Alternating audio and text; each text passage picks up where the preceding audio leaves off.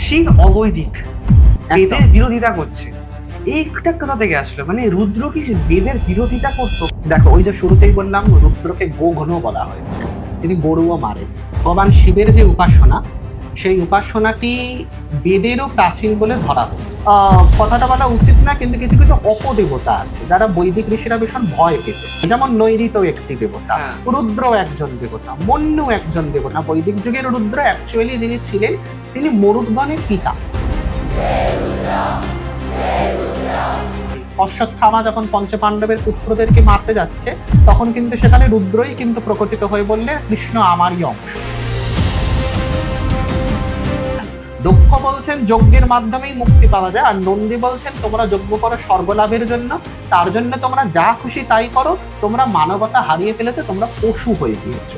এই প্রথম আমরা দেখলাম বৈদিক সংস্কৃতির ধারক আর বাহকদেরকে পশু সম্বোধন করা। নন্দী, তুই আমার শাসন মানবি? দক্ষ শিবের নামে দীক্ষা গ্রহণ করে তারা সকলে পাখণ্ড। এইখান থেকে তান্ত্রিকদের পাখণ্ড বলা শুরু।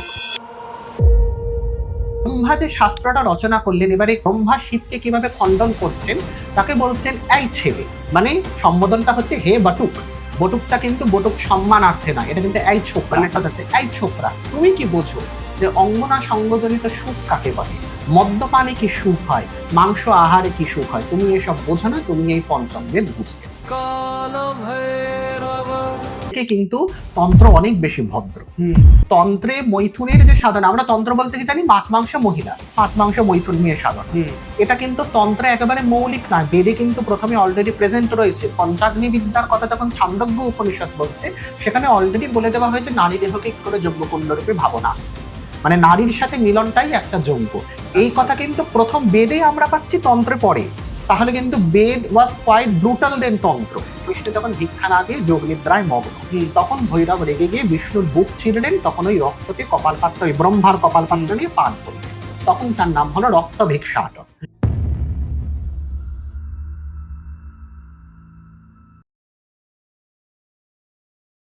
আজকের পডকাস্টটাকে একটা সাধারণ শৈব পডকাস্ট বা শিবের পডকাস্ট হওয়ার ভুল করবেন না। আজকের পডকাস্টে আমরা ডিটেলে আলোচনা করেছি ঐতিহাসিকভাবে কি করে রুদ্র থেকে শিব এবং শিব থেকে ভৈরবের উৎপত্তি হলো, ঐতিহাসিকভাবে কি হলো, আধ্যাত্মিকভাবে কি হলো, এছাড়া শিব কিভাবে তন্ত্র বানালেন, তন্ত্র করে শিব প্রচার করলেন, এবং বিভিন্ন শৈব ধারা, বিভিন্ন শিবের মন্ত্র, বিভিন্ন শিবের রূপ নিয়ে আজকের এই পডকাস্ট। কথা দিচ্ছি, এরকম পডকাস্ট হয়তো আপনারা ইন্টারনেটে এর আগে কখনো দেখেননি। আজকে first time 101 on Shaivism on Lokantar radio. নমস্কার সবাইকে, স্বাগত দা লোকান্তর রেডিওর আরেকটি এপিসোডে। আজকে আমাদের বিশেষ অতিথি সুরজ কুমার দা। চলে যাবো সরাসরি আমাদের গেস্টের কাছে। সুরজ দা, কেমন আছো? ভালো আছে। আজকে তোমাকে আমাদের স্টুডিওতে পেয়ে বিভৎস খুশি। মানে আমার প্রায় এক বছর ধরে আমার মানে এক্সাইটমেন্ট ছিল যে আমরা এই পডকাস্টটা করব। শ্রাবণ মাস আসছে, এই উপলক্ষে বিশেষ পডকাস্ট। আচ্ছা সুরজ দা, আমি একদম স্ট্রেট চলে যাবো কোয়েশ্চেনে। আমরা সবাই শিবকে ভোলানাথ হিসাবে চিনি, আবার বেদে তাকে রুদ্র হিসাবে চিনি, আবার অভিনব গুপ্তের ত্রিকা পরম্পরায় ভৈরব হিসাবে চিনি। তো আমি জানতে চাই যে এই রুদ্র, এই ভয়ানক দেবতা, এই ভোলেনাথ কি করে হলেন? মানে হিস্টোরিক্যালি কি হলো? গল্পেও আমি আসছি, কিন্তু হিস্টোরিক্যালি আমরা কি দেখি যে রুদ্র থেকে শিব কোথা থেকে আসলো? বিষয়টি যেটি হচ্ছে, ভগবান শিবের যে উপাসনা, ভগবান শিবের যে উপাসনা, সেই উপাসনাটি বেদেরও প্রাচীন বলে ধরা হচ্ছে। যদি আমরা ঐতিহাসিকভাবে দেখি, বেদের রচনা কথাটা বলা উচিত নয়, কারণ বেদকে অপৌরুষেয় বলা হয়। তথাপি যদি ঐতিহাসিক দৃষ্টিকোণ থেকে আমরা বলি যে বেদের রচনা হয়েছে বা বেদের সংস্কৃতিটা, আমরা যদি বেদের রচনাকাল কথাটা ধরি, মানে বেদের রচনা কথাটি তো বলা উচিত নয়, বেদ জিনিসটি অপৌরুষেয়। এবারে বেদ যখন অপৌরুষেয়, তখন সেইখানে বেদের পূর্বে কিছু ছিল, এ কথাটা ঐতিহাসিক ভাবে বলা গেলেও আধ্যাত্মিক ভাবে বলা যায় না। কিন্তু আমি যদি আধ্যাত্মিক দৃষ্টিকোণ থেকে দেখি, তবে বেদের এই যে সংস্কৃতিতে রুদ্রের যে চর্চা বা রুদ্রের যে সাধনা, সেটা কিন্তু বৈদিক ঋষিগণই বলে দিচ্ছে এটা অনেক প্রাচীন। বেদের এমন অনেক সূক্তি আমরা পাবো যে রুদ্রকে তারা ভয় পাচ্ছে, রুদ্রকে তারা গোঘ্ন, পুরুষঘ্ন এবং সৃষ্টির আদি বলে মনে করছে।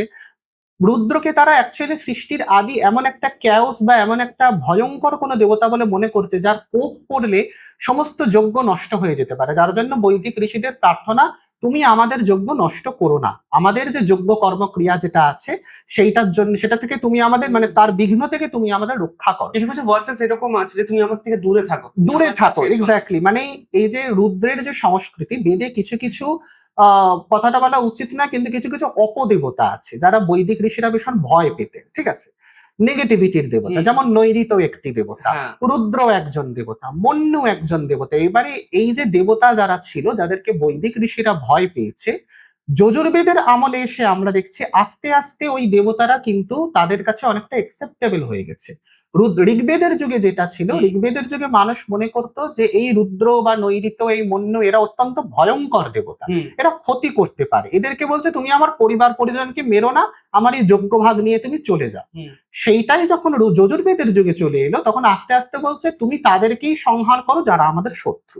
মানে এইবারে তার সংহার শক্তিটাকে গ্রহণ করছি, কিন্তু সেই সংহার শক্তিটা শত্রুর দিকে চালিত হোক, আমার দিকে নয়। এইভাবে ব্যাপারটাকে ডিফারেন্সিয়েট। এটা কি প্রথমে শত্রু সংহার মন্ত্র দ্বারা, উপাসনার দ্বারা এটাকে কিছুটা ছিল, কারণ বৈদিক যুগে রুদ্রের উপাসনা, বৈদিক যুগের রুদ্র অ্যাকচুয়ালি যিনি ছিলেন তিনি মরুদ্গণের পিতা, মরুতাস পিতা, কথাটা বলেই দেওয়া আছে, তিনি মরুদ্গণের পিতা। তার পত্নীর নাম ছিল পৃষ্ণী, পৃষ্ণী হচ্ছে মরুদ্গণের মাতা। রুদ্র হচ্ছে ঝড়ঝঞ্ঝার দেবতা, যেহেতু মরুদ্গণের পিতা বলছে তার মানে ঝড়ঝঞ্ঝার দেবতা, মানে ভায়োলেন্ট অ্যাটমসফিয়ারিক কন্ডিশনের একদমই তাই, মানে সম্পূর্ণ অ্যাপোক্যালিপটিক একজন দেবতা, যে যার হাতে ধনুক থাকে, বাণ থাকে, যিনি একবার বাণ চললেই সব ধ্বংস হয়ে যেতে পারে, তার সন্তানেরা তার সেনাপতি।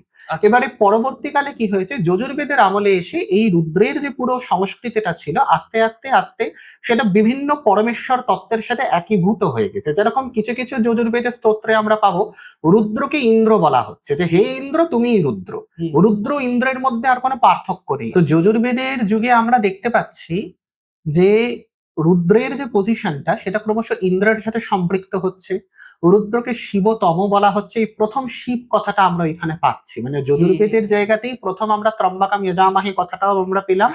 আবার একই জায়গাতে আমরা পাচ্ছি তোমাকে শিব, তোমার শিব নামটি সব থেকে উত্তম।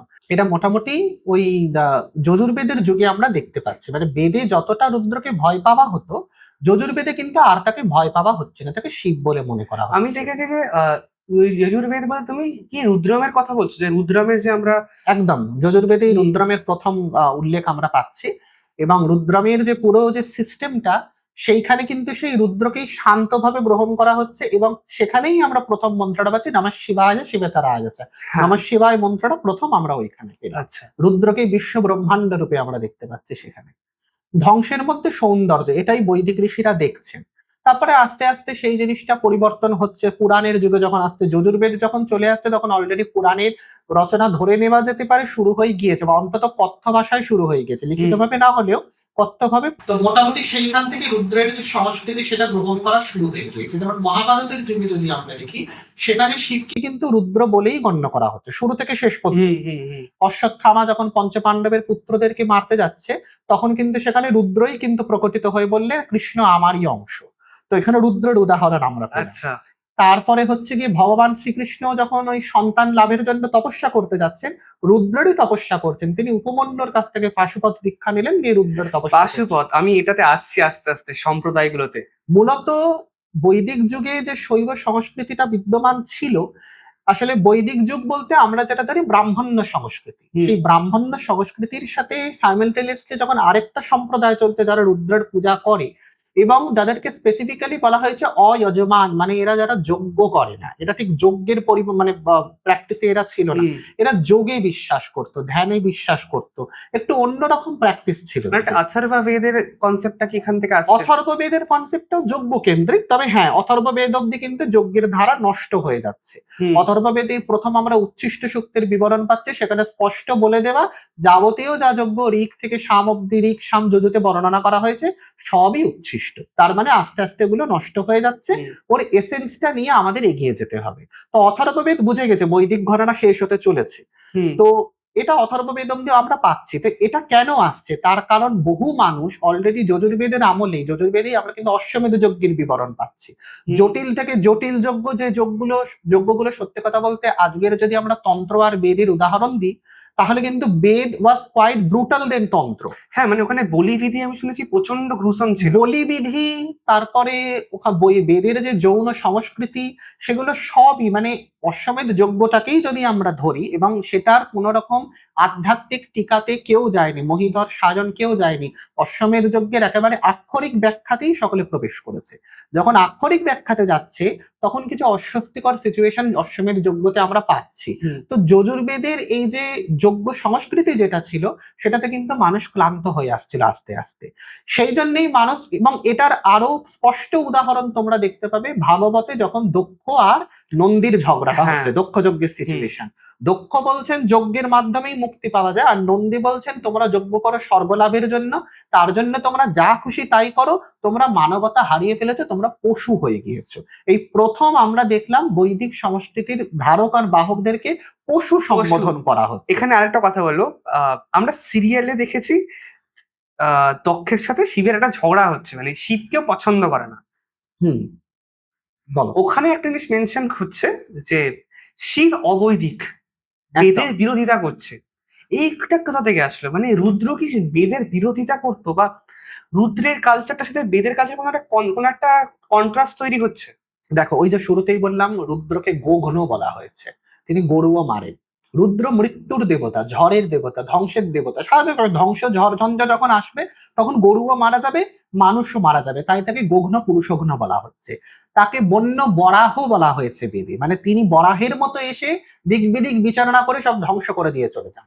তো এমতাবস্থায় তাকে অবৈদিক দেবতা বলাটা, এটা কিন্তু বেদেতেই প্রতিপাদিত। মানে তিনি কিন্তু বেদের, এটা অবৈদিক বলার একটা মূল কারণ হচ্ছে তিনি বেদের থেকেও প্রাচীন, এটা কিন্তু মাথায় রাখতে হবে। আচ্ছা, বেদ যখন শুরু হয়েছে আগ্নিমিলে পুরোহিতম, আঙ্গিরস মুনিরা যখন বেদের ধারণাটা আমাদের প্রথম দিচ্ছেন, সেখান থেকেও কিন্তু আমাদের মনে রাখতে হবে বেদের সংস্কৃতি শুরু হওয়ার আগে থেকে শিব বিদ্যমান ছিলেন।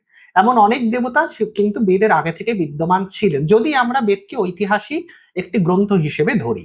তাহলে সেই ক্ষেত্রে কিন্তু বেদের অনেক দেবতা, যেমন নৈঋত বললাম, মন্যু বললাম, গণপতি, ব্রহ্মণস্পতি, এই দেবতারা কিন্তু বেদের আগে থেকে বিদ্যমান, যাদেরকে আমরা বেদে আবার রিইনভেন্ট করছি পরবর্তীকালে, তাদেরকে আস্তে আস্তে Adapt বৈদিক করছি। একদম অ্যাডাপ্ট করে নিয়ে আমরা তাদের শিবতম করে দিলাম। যেন রুদ্র ছিলেন তিনি শিব হয়ে গেলেন, তিনি যজ্ঞভাগ গ্রহণ করলেন। এবং দক্ষ যজ্ঞের কাহিনী অ্যাকচুয়ালি একটা অবৈদিক দেবতার যজ্ঞভাগ গ্রহণ করা। সেখানে আমরা স্পষ্ট দেখতে পাচ্ছি দক্ষ কিন্তু রুদ্রকে যজ্ঞভাগ দিতে চাইছে না, তিনি ব্রহ্মণস্পতি যজ্ঞ করলেন, সেই যজ্ঞের সমস্ত দেবতা আমন্ত্রিত, কিন্তু রুদ্র এবং রুদ্রের গণরা কিন্তু আমন্ত্রিত নয়। সেটাই সতী কিন্তু এলেন, এসে বললেন রুদ্রকে যজ্ঞভাগ দিতে হবে, নইলে আমি আত্মাহুতি দিব। বলে শিবনিন্দা না শুনে উনি আত্মাহুতি দিলেন, শিব এসে যজ্ঞ নষ্ট করলেন। এটা কিন্তু বৈদিক যজ্ঞ ধ্বংস হচ্ছে, শিবাশ্রিত একটা নতুন বৈদিক ধারা জন্ম নিচ্ছে, যেটা শিবকে মানতে হবে। এখানে শিবকে না মেনে কিন্তু উপায় নেই। মানে এটাকে আমরা বলতে পারি যে এখানে একটা বেদের বিরোধিতা প্রথম দেখতে পাচ্ছি। একদম বেদের বিরোধিতা এখানে স্পষ্ট ভাবেই রয়েছে। এবং নন্দী দক্ষের সংবাদে নন্দী প্রকৃষ্ট ভাবে বলেই দিয়েছে, তোমাদের বেদের যাবতীয় যা কর্মকাণ্ড সেগুলো সবই আকাশ কুসুমের মতো, এগুলোর বাস্তব কোনো প্রতিফলন নেই, আধ্যাত্মিক জীবনে এর কোনো মূল্য নেই। তাইতেই হলো ভৃগুমুনি অভিশাপ দিলেন, তুমি ব্রাহ্মণ, বেদ এবং ব্রহ্ম তিনের নিন্দা করেছে, তাই তোমাকে পাখণ্ড বলা হবে। যারা ভবব্রত গ্রহণকারী, মানে যারা শিবের নামে দীক্ষা গ্রহণ করে, তারা সকলে পাখণ্ড। এইখান থেকে তান্ত্রিকদের পাখণ্ড বলা শুরু হলো। তো এই যে পশু আর পাখণ্ড, পশু বনাম পাখণ্ড, তন্ত্র বনাম বেদ, এটা কিন্তু দক্ষযজ্ঞের ঘটনাটা পুরো ওই ইতিহাসের সাক্ষী।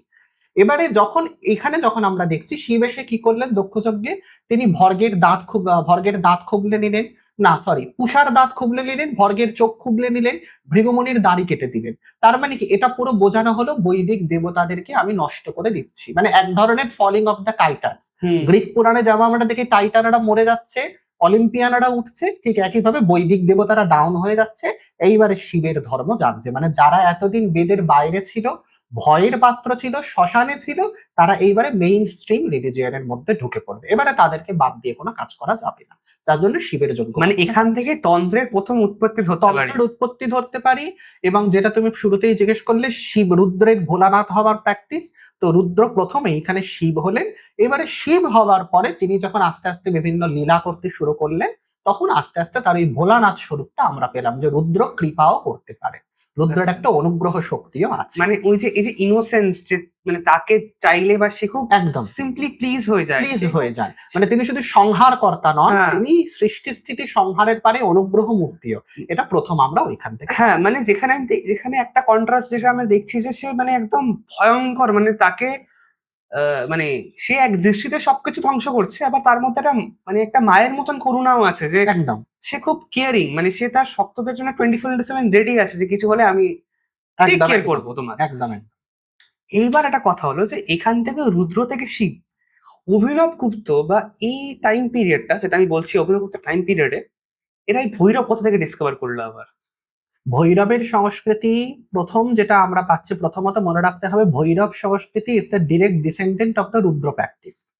বেদের যে রুদ্র, যেটা আস্তে আস্তে শিব হয়ে পুরাণে ব্রাহ্মণ্য সংস্কৃতির দেবতা হয়ে গেলেন, এটা মনে রাখতে হবে রুদ্রকে পুরো কিন্তু কেটে ছেটে ভদ্র মানুষ শিব ঠাকুর করে কিন্তু পুরাণ প্রেজেন্ট করছে। রুদ্রের যে মূল স্বরূপ যেগুলি ছিল, যেগুলি ওই বললাম গঘ্ন পুরুষঘ্ন, এই যে স্বরূপগুলো স্বরূপ। ছিল, সেটাকে পুরো কেটে ফেলা হচ্ছে। সেই জিনিসগুলোকে বাদ দিয়ে মানুষ শিবের একটা পরমপিতা স্বরূপটাকে তারা গ্রহণ করলেন।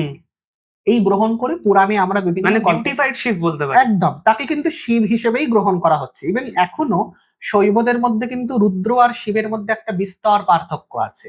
তারা কিন্তু স্পষ্ট বলে দেয় রুদ্রের প্রসাদ ভক্ষণ করবে না, কিন্তু শিবের প্রসাদ ভক্ষণ করবে, কারণ রুদ্র কিন্তু ভয়ঙ্কর, রুদ্র কিন্তু গঘ্ন পুরুষঘ্ন, রুদ্র কিন্তু ধ্বংসকর্তা, রুদ্রকে অনেকে ভয় পেয়েছে। সেই রুদ্র স্বরূপ থেকে সরিয়ে শিবের স্বরূপের পূজাটা করো। শিব হচ্ছেন মঙ্গলময়। তন্ত্র যখন আবিষ্কার হচ্ছে, তন্ত্রের যখন আবিষ্কার বলবো না, তন্ত্রের যখন ফরমেশনটা হচ্ছে, তখন এই রুদ্রের প্র্যাকটিসটাকেই গ্রহণ করা হচ্ছে। এবার তন্ত্রের প্র্যাকটিসের সাথে ভৈরবের উদ্ভব, এর একটা বিখ্যাত গল্প হচ্ছে আমাদের সো কল্ড কাল ভৈরব বা বটুক ভৈরবের গল্প। সেইখানে আমরা দেখতে পাচ্ছি ব্রহ্মা ঋক সাম যজু অথর্ব রচনা করেছেন, কলিযুগ উপস্থিত, দেবতারা যজ্ঞ ভাগ আর পাচ্ছে না, বা না পাওয়ার ফলে তারা তখন ব্রহ্মার কাছে বললেন এবারে কলিযুগের অনুকূল আপনি আমাদেরকে একটা শাস্ত্র বলুন। তখন ব্রহ্মা নিজের পঞ্চম মুখ বিস্তার করে পঞ্চম মুখ দিয়ে একটি শাস্ত্র বললেন। সেই শাস্ত্রটিতে এমন কিছু ছিল যেটা শোনার পর শিবার থাকতে পারলেন না। তিনি তখন একটি বালক বটুকের বেশ ধারণ করে ব্রহ্মার কাছে এসে বললেন, আপনি তো এই কথা বলেছেন যে শিবই সর্বশাস্ত্রের মূল, তাহলে এখন কেন বলছেন আপনি সর্বশাস্ত্রের মূল? এটা কিন্তু একটা কোডিং, এটা কিন্তু মানে ওই সেন্সে ঝগড়া করছে না ওরা, ঝগড়ার সেন্সে নয় যে শিব বড় না ব্রহ্মা বড়, এখানে কিন্তু পুরোটাই কোডিং।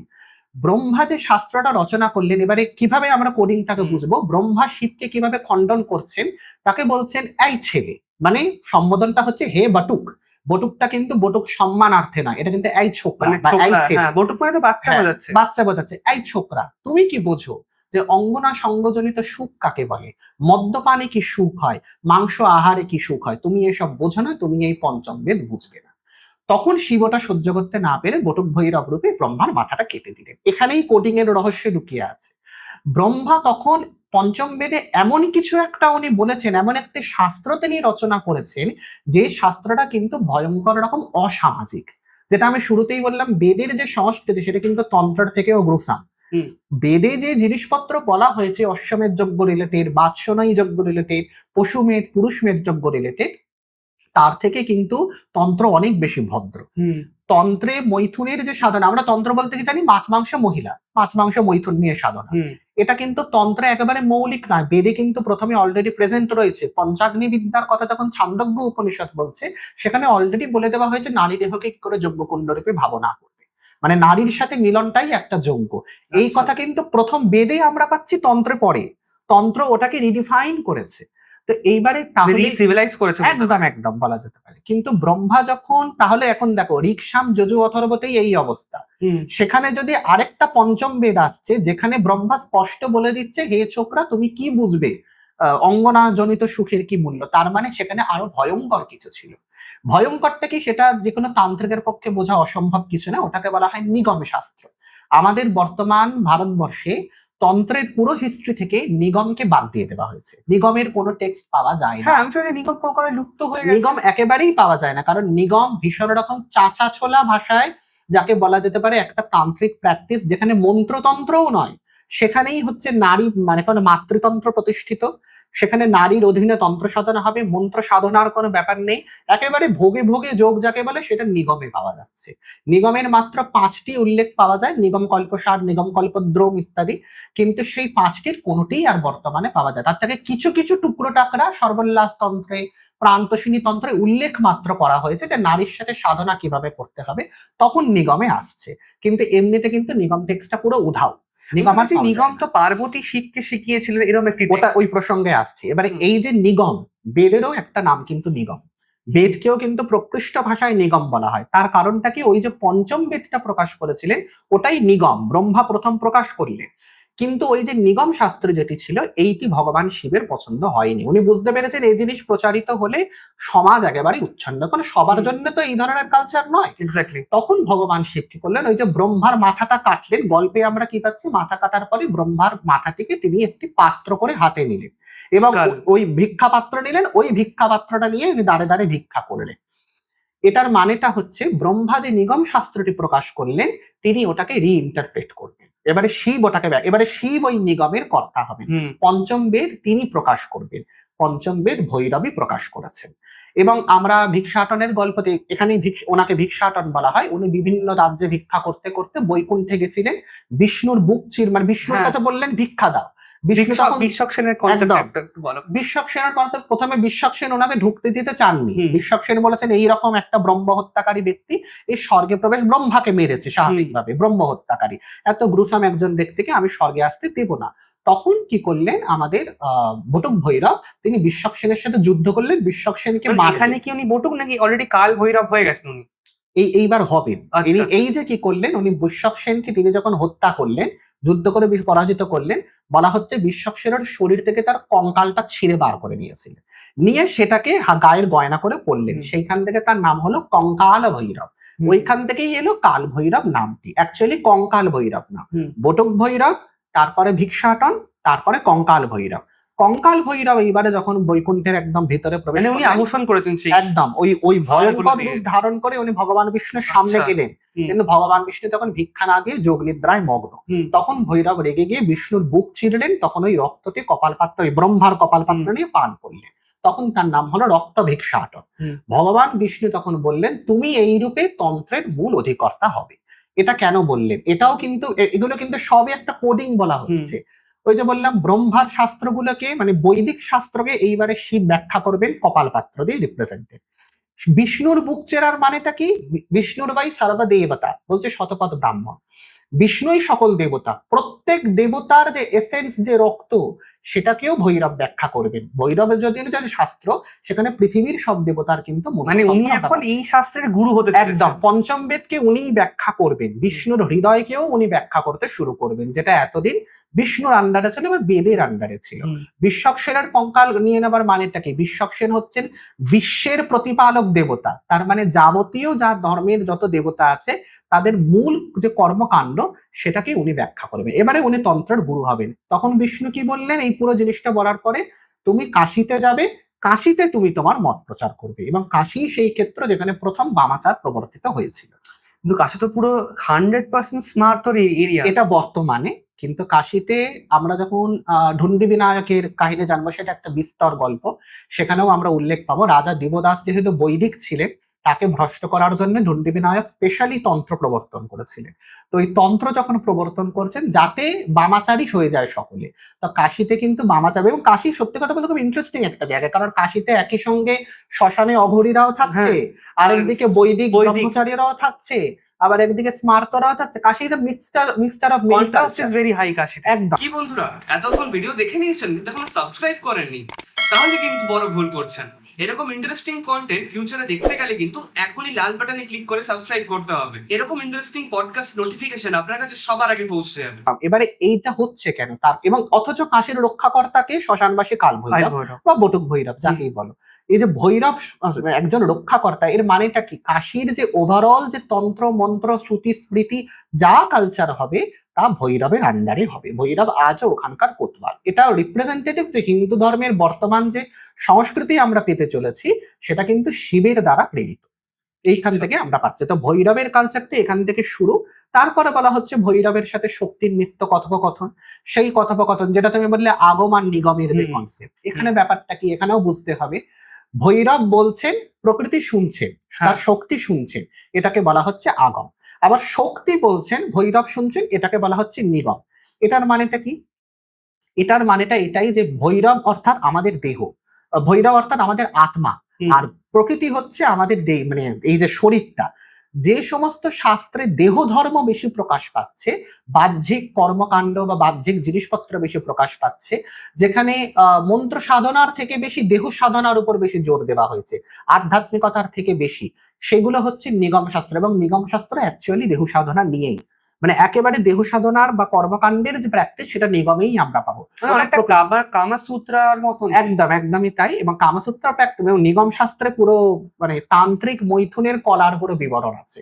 প্রান্তসিনীর একদম শেষে পুরো রেফারেন্স আমরা আচ্ছা আচ্ছা যে পুরো কিভাবে মানে এই যে কি যেন কাক ভেদি, তারপরে হচ্ছে গিয়ে বংশারোহণ ইত্যাদি বিভিন্ন রকম মুদ্রা আছে, যে মুদ্রাগুলোর প্র্যাকটিস হচ্ছে গিয়ে ওই শিবার শক্তির মধ্যে হচ্ছে, যেটা হলো পরবর্তীকালে তান্ত্রিক প্র্যাকটিশনাররা করবে।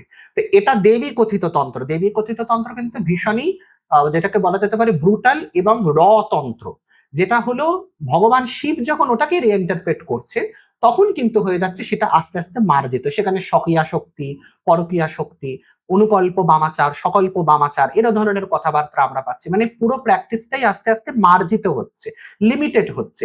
একে দেবে না, তাকে দেবে না, স্ত্রী শূদ্রের জন্য এটা নয়, অদীক্ষিতের জন্য এটা নয়, এটা এই অধিকারীকে দেবে। দেবীর ক্ষেত্রে কিন্তু তা ছিল না। দেবীর ক্ষেত্রে কি বলছে, যদি কোনো ওপেন ফর অল, যদি কোনো নারী পূজকাসনে বসে সেখানে সবই অমৃতময়। এটা নিগমের কথা। নারী কি খুব একটা উচ্চ পদে রাখা, অনেক উচ্চ পদে রাখা হয়েছে। নারী সাধনাই নিগমের একদম মূল প্রতিপাদ্য বিষয়। ভগবান শিব সেটাকে অনেকটা কেটে ছেটে কিন্তু, কারণ কি সমাজ নইলে অনেকটা বিক্ষিপ্ত হয়ে যেতে পারে। এবং এটা আমরা বর্তমান ইতিহাসেও আমরা পাই। শঙ্করাচার্যকে তো বলাই হয় শিবের অবতার, তিনিও কিন্তু তন্ত্রকে রিডিফাইনই করলেন। একই কাজ যেটা বটুক ভৈরবের পুরাণে আমরা পাচ্ছি, সেটাই কিন্তু বাস্তবে ইতিহাসে কিন্তু সেই কাজটা তিনি করেছেন। ও তিনিও বালক, তাকেও বাচ্চা রূপেই কিন্তু বাবা 33 বছর বয়সে তার দেহ গেছে। তো মোট কথা মূল বিষয়টা হচ্ছে ভগবান শিব হচ্ছেন তন্ত্রের এই যে মানে বেদ থেকে যে র কালচারটা শুরু হয়েছিল, যেটা অনেকটাই বলা যেতে পারে প্রাক-বৈদিক বৈদিক মিলিয়ে যে ওভারঅল যে কালচারটা, সেটা আস্তে আস্তে আস্তে সংস্কৃত করছেন ভগবান শিব। শিবের থেকে আস্তে আস্তে শিবের যে ভৈরব মুখ থেকে যখন এই কথাগুলো বেরোচ্ছে তখন সেটা ভৈরব আগম। এই ভৈরব আগমের ওভারঅল যে প্র্যাকটিসটা, সেটাই আমাদের ত্রিক সিদ্ধান্তের একেবারে বেসিক শাস্ত্রে বলা। কাশ্মীর প্রত্যবিজ্ঞ ওখান থেকে শুরু হচ্ছে। আচ্ছা, এবার আরেকটা যে স্ট্রিম আছে, আমরা এখানে বেসিক্যালি মোটামুটি বুঝলাম যে আমরা মোটামুটি তন্ত্রের অরিজিন পর্যন্ত আসলাম, মানে শিব কথিত তন্ত্র পর্যন্ত অরিজিন আসলাম। এবার তুমি একটা কথা বলো যে এই যে এবার যে ব্রাঞ্চেস গুলো হলো রুদ্রা আগামা, শিবা আগামা আর ভৈরব আগামা, তিনটে তুমি বললে ভৈরবাত্রিকা, এই শিবা আগামা রুদ্রা আগামা এগুলো কোথা থেকে আসলো? এবারে বিষয়টা যেটা হচ্ছে ভগবান শিব, এটা হলো পৌরাণিক ব্যাখ্যাতে আসছে। হিস্টোরিক্যালি যদি বলে এটা বিভিন্ন সম্প্রদায় থেকে বিলং করছে। যেমন লাকুলিশরা প্রথম দিচ্ছে আমাদের পাশুপত সিদ্ধান্ত, ওটাই রুদ্রের সিদ্ধান্ত। পাশুপতদের মূল আরাধ্য দেবতা হচ্ছেন ভগবান রুদ্র। ওই জিনিসটাই বৈদিকদের ইনফ্লুয়েন্স করেছে, পরবর্তীকালে সেখান থেকে শৈবাগম আসছে। শৈবাগমের ধারণাটা শুরু থেকেই শৈবাগম ভৈরবাগম দুটো স্ট্রিম রয়েছে। মানে শৈবাগম যে জিনিসটা সেটা অনেকটা সংস্কৃত, সেখানে বৈদিক লিনিয়েজ গুলো রয়েছে। আর ভৈরবাগম যে জিনিসটা সেটা বেদের ধারও ধারেনি, এটা একেবারে তন্ত্রের উপর বেস করে। যেমন অভিনব গুপ্তকে আমরা দেখি মানে পুরোপুরি একটা তান্ত্রিক কালচার, ওখানে বেদের খুব একটা আমি কালচার দেখি না, বেদের কোনো সংস্কৃতি খুব একটা কিন্তু নেই। যদিও অত্যাশ্চর্য ভাবেই ভৈরবাগমের যে মূল মন্ত্র অঘোরেভ্যা ইত্যাদি যে অঘোর মন্ত্র বা স্বচ্ছন্দ ভৈরবের মন্ত্র, সেটা কিন্তু বেদ থেকে অরিজিনেটেড। কিন্তু মন্ত্রের যে পুরো ওভারঅল যে প্র্যাকটিস, সেটা কিন্তু বৈদিক অঘোরের সিস্টেমটা পুজো করার তান্ত্রিক পুরোপুরি, পুরোটা একেবারে কালচারটা পুরো চেঞ্জ হয়ে যাচ্ছে যখন ভৈরবাগমের প্র্যাকটিসটা আসছে। তখন বৈদের আর কোনো কনসেপ্ট নেই। তো এই যে পুরো মেইন যে তিনটে স্ট্রিম, এগুলোকে হিস্টোরিক্যালি যদি আমরা বলি, একটা হলো ভৈরব কাল্ট যারা ফর্ম করেছে, হয় কাশীবাসী ভৈরব কাল্টের লোকেরা ফর্ম করেছে, আর নইলে নেপালের দিকে যে ট্র্যাডিশনটা রয়েছে সেটা অ্যাকচুয়ালি বৌদ্ধ। এবার এইটা নিয়ে অনেকের মধ্যে মতভেদ আছে যে ভৈরব আগমের কালচারটা কি বৌদ্ধ ইনফ্লুয়েন্সড নাকি ওটা স্বতন্ত্র একটা কাল্ট ছিল। তো এই নিয়ে এলিজাবেথ ইংলিশ খুব স্পষ্ট। অনুভব গুপ্ত প্রথম ডিসকাভারি নয়, ওটা আগে থেকে ছিল, অবশ্যই অনেক আগে থেকে ছিল। মানে অনুভব গুপ্তের কৃতিত্বটা, মানে ক্রেডিটটা কোথায় আসছে এখানে? অভিনব গুপ্তের কৃতিত্ব বলতে গেলে উনি প্রথম। এবার একটু সবাইকে একটু বলে দিই অভিনব গুপ্ত কে ছিল, এটা একটু বলে দাও। মানে মহামাহেশ্বর অভিনবগুপ্তাচার্য তিনি কাশ্মীর শৈব সিদ্ধান্তের আদি, মানে বলা যেতে পারে প্রথম ভাষ্যকার বলা বলা, প্রবক্তা বলাটা ভুল, ভাষ্যকার বলা বাবা, কারণ প্রথম ত্রিক সিদ্ধান্ত আমাদের প্রদান করছেন বসুগুপ্ত। বসুগুপ্ত প্রথম ত্রিক সিদ্ধান্তে শিবসূত্রাবলী ইত্যাদি রচনা করলেন। তারপরে ওই কনসেপ্ট গুলো যখন আস্তে আস্তে আরো বাড়ছে, আরো বিভিন্ন শাস্ত্রকে, মানে এগুলোর অ্যাকচুয়ালি ভৈরবাগমের কোনো পার্টিকুলার অরিজিন জানা যায় না, যে কে রচনা করেছে, কিভাবে রচনা করেছে। এটা আমরা বিশ্বাস করি যে ভৈরবী এগুলি রচনা করেছে। পৌরাণিক কাহিনী থেকে এগুলো পাচ্ছি, মোটামুটি পৌরাণিক কাহিনী থেকে History টা। সবকটা আমরা পাচ্ছি। কিন্তু এগুলোকে নিয়ে যারা মোট প্রথম কাজ করা শুরু করলেন, সেই কাজের মধ্যে বসুগুপ্ত প্রথম ছিলেন, যিনি সূত্রাবলী প্রদান করলেন। তারপরে সিদ্ধাচার্য বিরূপাক্ষনাথ, তিনি প্রথম, যাকে আমরা বৌদ্ধরা বলে বিরূপা, তিনি হলো এই শাস্ত্রগুলিকে প্রথম কাজ করা শুরু করলেন, এবং তিনিও এই শিব পঞ্চাশিকা ইত্যাদি যা কিছু এগুলোকে রচনা করা শুরু করলেন। এবং এই যে পুরো বিরূপাক্ষাচার্যেরই লিনিয়েজে অভিনবগুপ্তকে আমরা পাচ্ছি। অভিনবগুপ্ত কি করলেন, তিনি পুরো এই যে শৈব দর্শনের যে ব্যাপারটা, সেটাকে আরো রিডিফাইন করলেন। তিনি ওটাকে একটা ফিলোসফিক্যাল অ্যাসপেক্ট দিলেন, যেটা এতদিন ছিল র প্র্যাকটিস। ওই একই ব্যাপার, মানে যেরকম করে আমরা প্রত্যেকবারই একটা জিনিস দেখবো, শিবেরই কোনো একটা অবতার বা শিবেরই স্বরূপ কেউ একজন, যে পুরো র প্র্যাকটিসকে ভদ্র করছে। পুরাণে বটুক ভৈরব করছেন, শ্রৌত স্মার্ত সংস্কৃত শঙ্করাচার্য করেছেন, কাশ্মীর শৈব সিদ্ধান্ত অভিনবগুপ্ত করছেন। তিনি কি করলেন, পুরো যে একটা বিভিন্ন কাশ্মীরের ছড়িয়ে ছিটে, মানে কাশ্মীর বেল্ট, এখানে কাশ্মীর বলতে শুধু কিন্তু কাশ্মীর নয়, ওভারঅল উত্তরাখণ্ডের যে পুরো পাহাড়ি, মানে কৈলাস থেকে শুরু করে একেবারে যাকে যাবে শিবের ঘর যাকে বলা যায়, সেই পুরো বেল্টের যে শৈব শাক্ত সংস্কৃতি যেটা ছিল, ভৈরব সংস্কৃতি যেটা ছিল, কাপালিক সংস্কৃতি যেটা ছিল, সেগুলো সমস্ত কিছুকে রিডিফাইন করা শুরু করলেন। তিনি সেগুলোকে একটা দার্শনিক রূপরেখা দিলেন। সেইখান থেকেই আমরা তন্ত্রালোক শাস্ত্রটা পাচ্ছি, তন্ত্রসার আমরা পাচ্ছি, এরকম বিভিন্ন শাস্ত্র আমরা দেখছি। তিনি হলো সেটাকে ব্যাখ্যা করছেন, এবং সেটাকে তিনি অনেকভাবে ব্যাখ্যা দিয়েছেন। কোনোটা দেবী কেন্দ্রিক ব্যাখ্যা, কোনোটা শিবকেন্দ্রিক ব্যাখ্যা, সবকটা ব্যাখ্যাই উনি আমাদেরকে প্রদান করে দিয়ে যাচ্ছে। পুরো মানে লিনিয়েজটাকে উনি চারটে ভাগে ভাগ করলেন: অনুপায়, সম্ভবপায়, শাক্তপায়, আনবপায়।